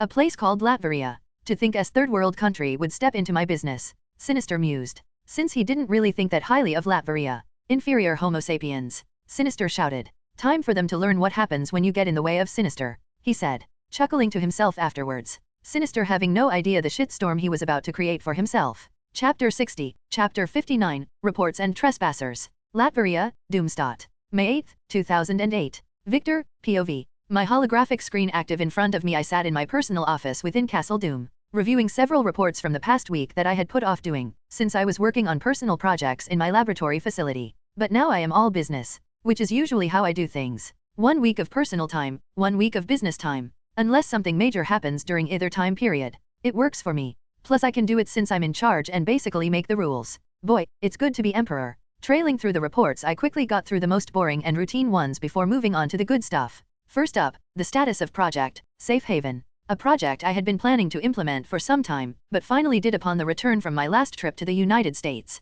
The project itself involving locating EVOs all across the globe and bringing them, and in some cases, their families here to Latveria, making them citizens of my country, as well as allowing them to live their lives properly and train them to use their powers. As I looked through last week's report on the project's ongoing efforts, I find one section in particular very interesting. The fact that Zed not only saved Samuel Guthrie aka Cannonball, but also his entire family from an angry mob composed of members from the so-called Friends of Humanity. More like the cockroaches of humanity. Those ignorant, bigoted fuckers. I can't wait until I'm able to purge the entire earth of people like them. Reading the report to the end, I saw Zed managed to get the entire family to relocate here to Latveria. Good. With that report out of the way, I moved on to the one detailing the status of the various scientific projects currently being worked on in country, such as Project Demeter being headed by Dr. Hansen, along with the likes of the fusion reactor project being headed by the Octavius couple, who accepted my offer to come work in Latveria before I left the US, and have been in country since the beginning of April. The couple slowly but surely falling in love with the place. I've seen it when I've had a chance to chat with them. This makes me extremely happy, since it means the Octavius couple is almost firmly in my corner. Finishing up that report, I moved on to the one concerning the production and distribution of adamantium and vibranium A in country. Both metals Latveria now has abundant access to, all thanks to me cracking the PIM particle formula, and then using said particles to grow small chunks of both metals into giant chunks that are being used to meet my country needs, along with my personal ones. Everything on that report looking to be in order, I moved on to the next one. which was a list of names of EVOs who had arrived in Latveria. One I always look at if nothing else, to see if I recognize the names of anyone mentioned in the comics. The list I'm currently looking at containing 3 such names: Lorna Dane, Alex Summers, and finally Scott Summers. Meaning I now have Polaris, Havoc, and Cyclops on my side. Nice. Especially in regards to Lorna, since she has the potential to become as powerful as her dear magnetic daddy, Magneto, though Alex and Scott are no pushovers either. Oh, and speaking of Scott, I saw a notation by his name, saying that he had to have some telepathic suggestions rooted deep in his subconscious removed during his checkup. I'll give you one guess who put them there. It looks like that fucker Sinister does exist in this reality, and if that's the case then it probably means Apocalypse is more in line with his comic book version than his live-action version, though I would like proper confirmation of that. Well, I can always ask Sinister before I put him on the ground, permanently, since that biological butcher has to die, not just for all the lives he's already taken but for all the things he's done to Scott. All simply because he wanted him and Jean Grey to jump like rabbits and produce a kid that could take down Apocalypse for him, since he's too much of a pussy to find a way to do it with his own hands. Pathetic. Oh, and speaking of Jean Grey, it seems Xavier has already recruited her, so that likely means she and Scott won't get together, but you ever know. And speaking of couples, I'm curious to see who Lorna will end up with, given that both Havoc and Marco Diaz exist here. I mean, I know I shouldn't be wondering about the love life of kids, but as a die-hard shipper I can't control myself, especially around people who were the subjects of my favorite ships in my previous life. Anyway, after reviewing the list of new EVO arrivals, I began checking to see who was requesting access to my country. By that I mean who was requesting travel permission from other parts of the world to Latveria, because ever since I took over that shit is basically non-existent. Since I am not yet ready to reveal the new and improved Latveria to the entire world, something a few bastards don't understand, since they continually keep trying to sneak a peek at my goodies. The biggest ones S.H.I.E.L.D. and Hydra, the elements of it not tied and hiding within S.H.I.E.L.D. You know, after Latveria has so easily fended off all their information gathering attempts, you'd think both organizations would take a hint, but no, they just keep at it, which is starting to annoy me. Perhaps it's time I had a friendly chat with Fury. Food for thought. But back to my main point. As I looked to see who wanted to come to Latveria, I became shocked when I saw 2 names and pictures, which belonged to Irene Adler aka Destiny, and a young girl named Anna Marie, who is more commonly known as Rogue. Leaning in, I examined their pictures just to be sure it was them, and my eyes weren't deceiving me. I also noted both Irene and Rogue look exactly like they did in X-Men Evolution, so that means this universe has goth Rogue. Yes, don't get me wrong, regular Rogue is great, but as someone who grew up watching X-Men Evolution, goth Rogue really does it for me. In fact, that's why my first girlfriend in my previous life was a goth chick. Good times. Though I do wonder why the 2 of them want to come Latveria in the first place, especially without Mystique. I also wonder if Irene is actually Nightcrawler biological mother's here, like in the comics, given they retconned his origins before I died in my previous life, which I still find a little bit strange, but whatever. Regardless, I approved Irene and Rogue's travel plans to Latveria, since I can't simply let such 2 immensely important characters slip through my fingers, Rogue in particular. Oh, I wonder if we'll get to see Scott x Goth Rogue here. My shipping juices are flowing now. Having approved the mother/daughter travel plans, I moved on to the last, and definitely the most important, report in my opinion. The fates of Tony Stark and Johansson. As I read the report, I saw both were in stable condition before being handed off to the US military. I nodded at this, having expected nothing less from the Spartans I sent to save them. Yeah, I said Spartans. After returning from New York, I began awakening them and indicating them into Latveria as a whole. I also introduced the Primarchs. Naturally, my people were a bit frightened of all of them at first, but during this past month that tension has eased immensely, since other than been genetically engineered superhuman warriors programmed to serve me, even at the cost of their own lives, the Primarchs and Spartans at their cores are just like everybody else. They have their own emotions, wants, and desires, hobbies, etc. Like I keep saying, if I had simply wanted a cold and efficient army, I would have stuck with Doombot's production. But I don't. I want the best, and things made of flesh and blood generally are in most cases. Closing out the reports, I leaned back in my chair, until I noticed Logan emailed me, which he never does, meaning whatever he wanted was important. So I opened the email he sent me, and found he was trying to set a meeting between myself and Professor Charles Xavier, which I have been expecting, especially since I've been deliberately recruiting EVOs he's been observing. I wanted to get the man's attention, but also test how strong his powers truly were, and this email on front of me gives me my answer. Even with Cerebro, Charles' powers aren't strong enough to penetrate the telepathic blanket I've placed over all of Latveria, which simply put puts out false telepathic signatures, making my country seem completely normal to any outside telepathic observer. Moving on. I moved to reply to Logan's email, only to stop when Brainiac suddenly spoke up. My Emperor, we've got a code red. He told me. When he did, I got utterly and completely serious, since a code red means a situation where the entirety of Latveria itself is under threat. What's the situation? I asked Brainiac. Our satellite scans have picked up a massive distortion within the electromagnetic spectrum heading straight for Latveria from the northeast. Can you get me images of this distortion? I asked. Yes, they are coming through now actually. Brainiac replied. Right after he did, several real-time images appeared on my holographic screen, showcasing the master of magnetism himself, Magneto, flying through the air right towards my country in one of his magnetic force fields, while right behind him floated several other magnetic force fields, each of them filled with people, some of whom I recognized. Amelia Vaught, the psychopath who would literally suck Magneto's dick if he asked him to, Fabian Cortez. Then finally Exodus. Yet another reason to suggest the apocalypse that will appear here will be more in line with the comics. But disregarding that, for now it's clear what's happening. Magneto and his forces means to launch an attack against my country, most likely due to the EVOs we've been bringing in. To think they would locate us so quickly. I mean, I expected Magneto to eventually, since I wanted to chat with him and I thought this would be the quickest way, but never this fast. It's my mistake this time, but that will be the only one. Brainiac, take the entire country to red alert status. Move all Doombots out of the direction Magneto is traveling, and inform the Primarchs and a contingent of Spartans to join me at this location, I ordered, giving Brainiac a specific location. Yes, my Emperor, Brainiac replied. Once he did, I summoned my armor and cracked my neck, more than ready to show Magneto and his followers when you trespass in my country. Third person, POV. Coming to a stop in the air, Magneto also stopped the force field containing his followers, since there was an obstruction blocking their path, specifically people. The people in question being Victor in his armor, his Primarchs, and several squadrons of Spartans. Who are you? Magneto asked them. I am Dr. Doom, the ruler of this nation, of which you and your people are now trespassing in. Victor replied. Now, you have two choices before you. Stand down and surrender or face the prospect of death. Make your choice. You would give me orders, dictator. Magneto shouted. I am no dictator but an emperor, and you are in my domain now, so again, make your choice, Magneto. Victor replied. You know of me. Good. Magneto said. Then it seems introductions are not required. Now hear me, Doom. Return my brethren you have taken or we will take them back by force. I see. Victor replied. So you have chosen death, he said. Very well.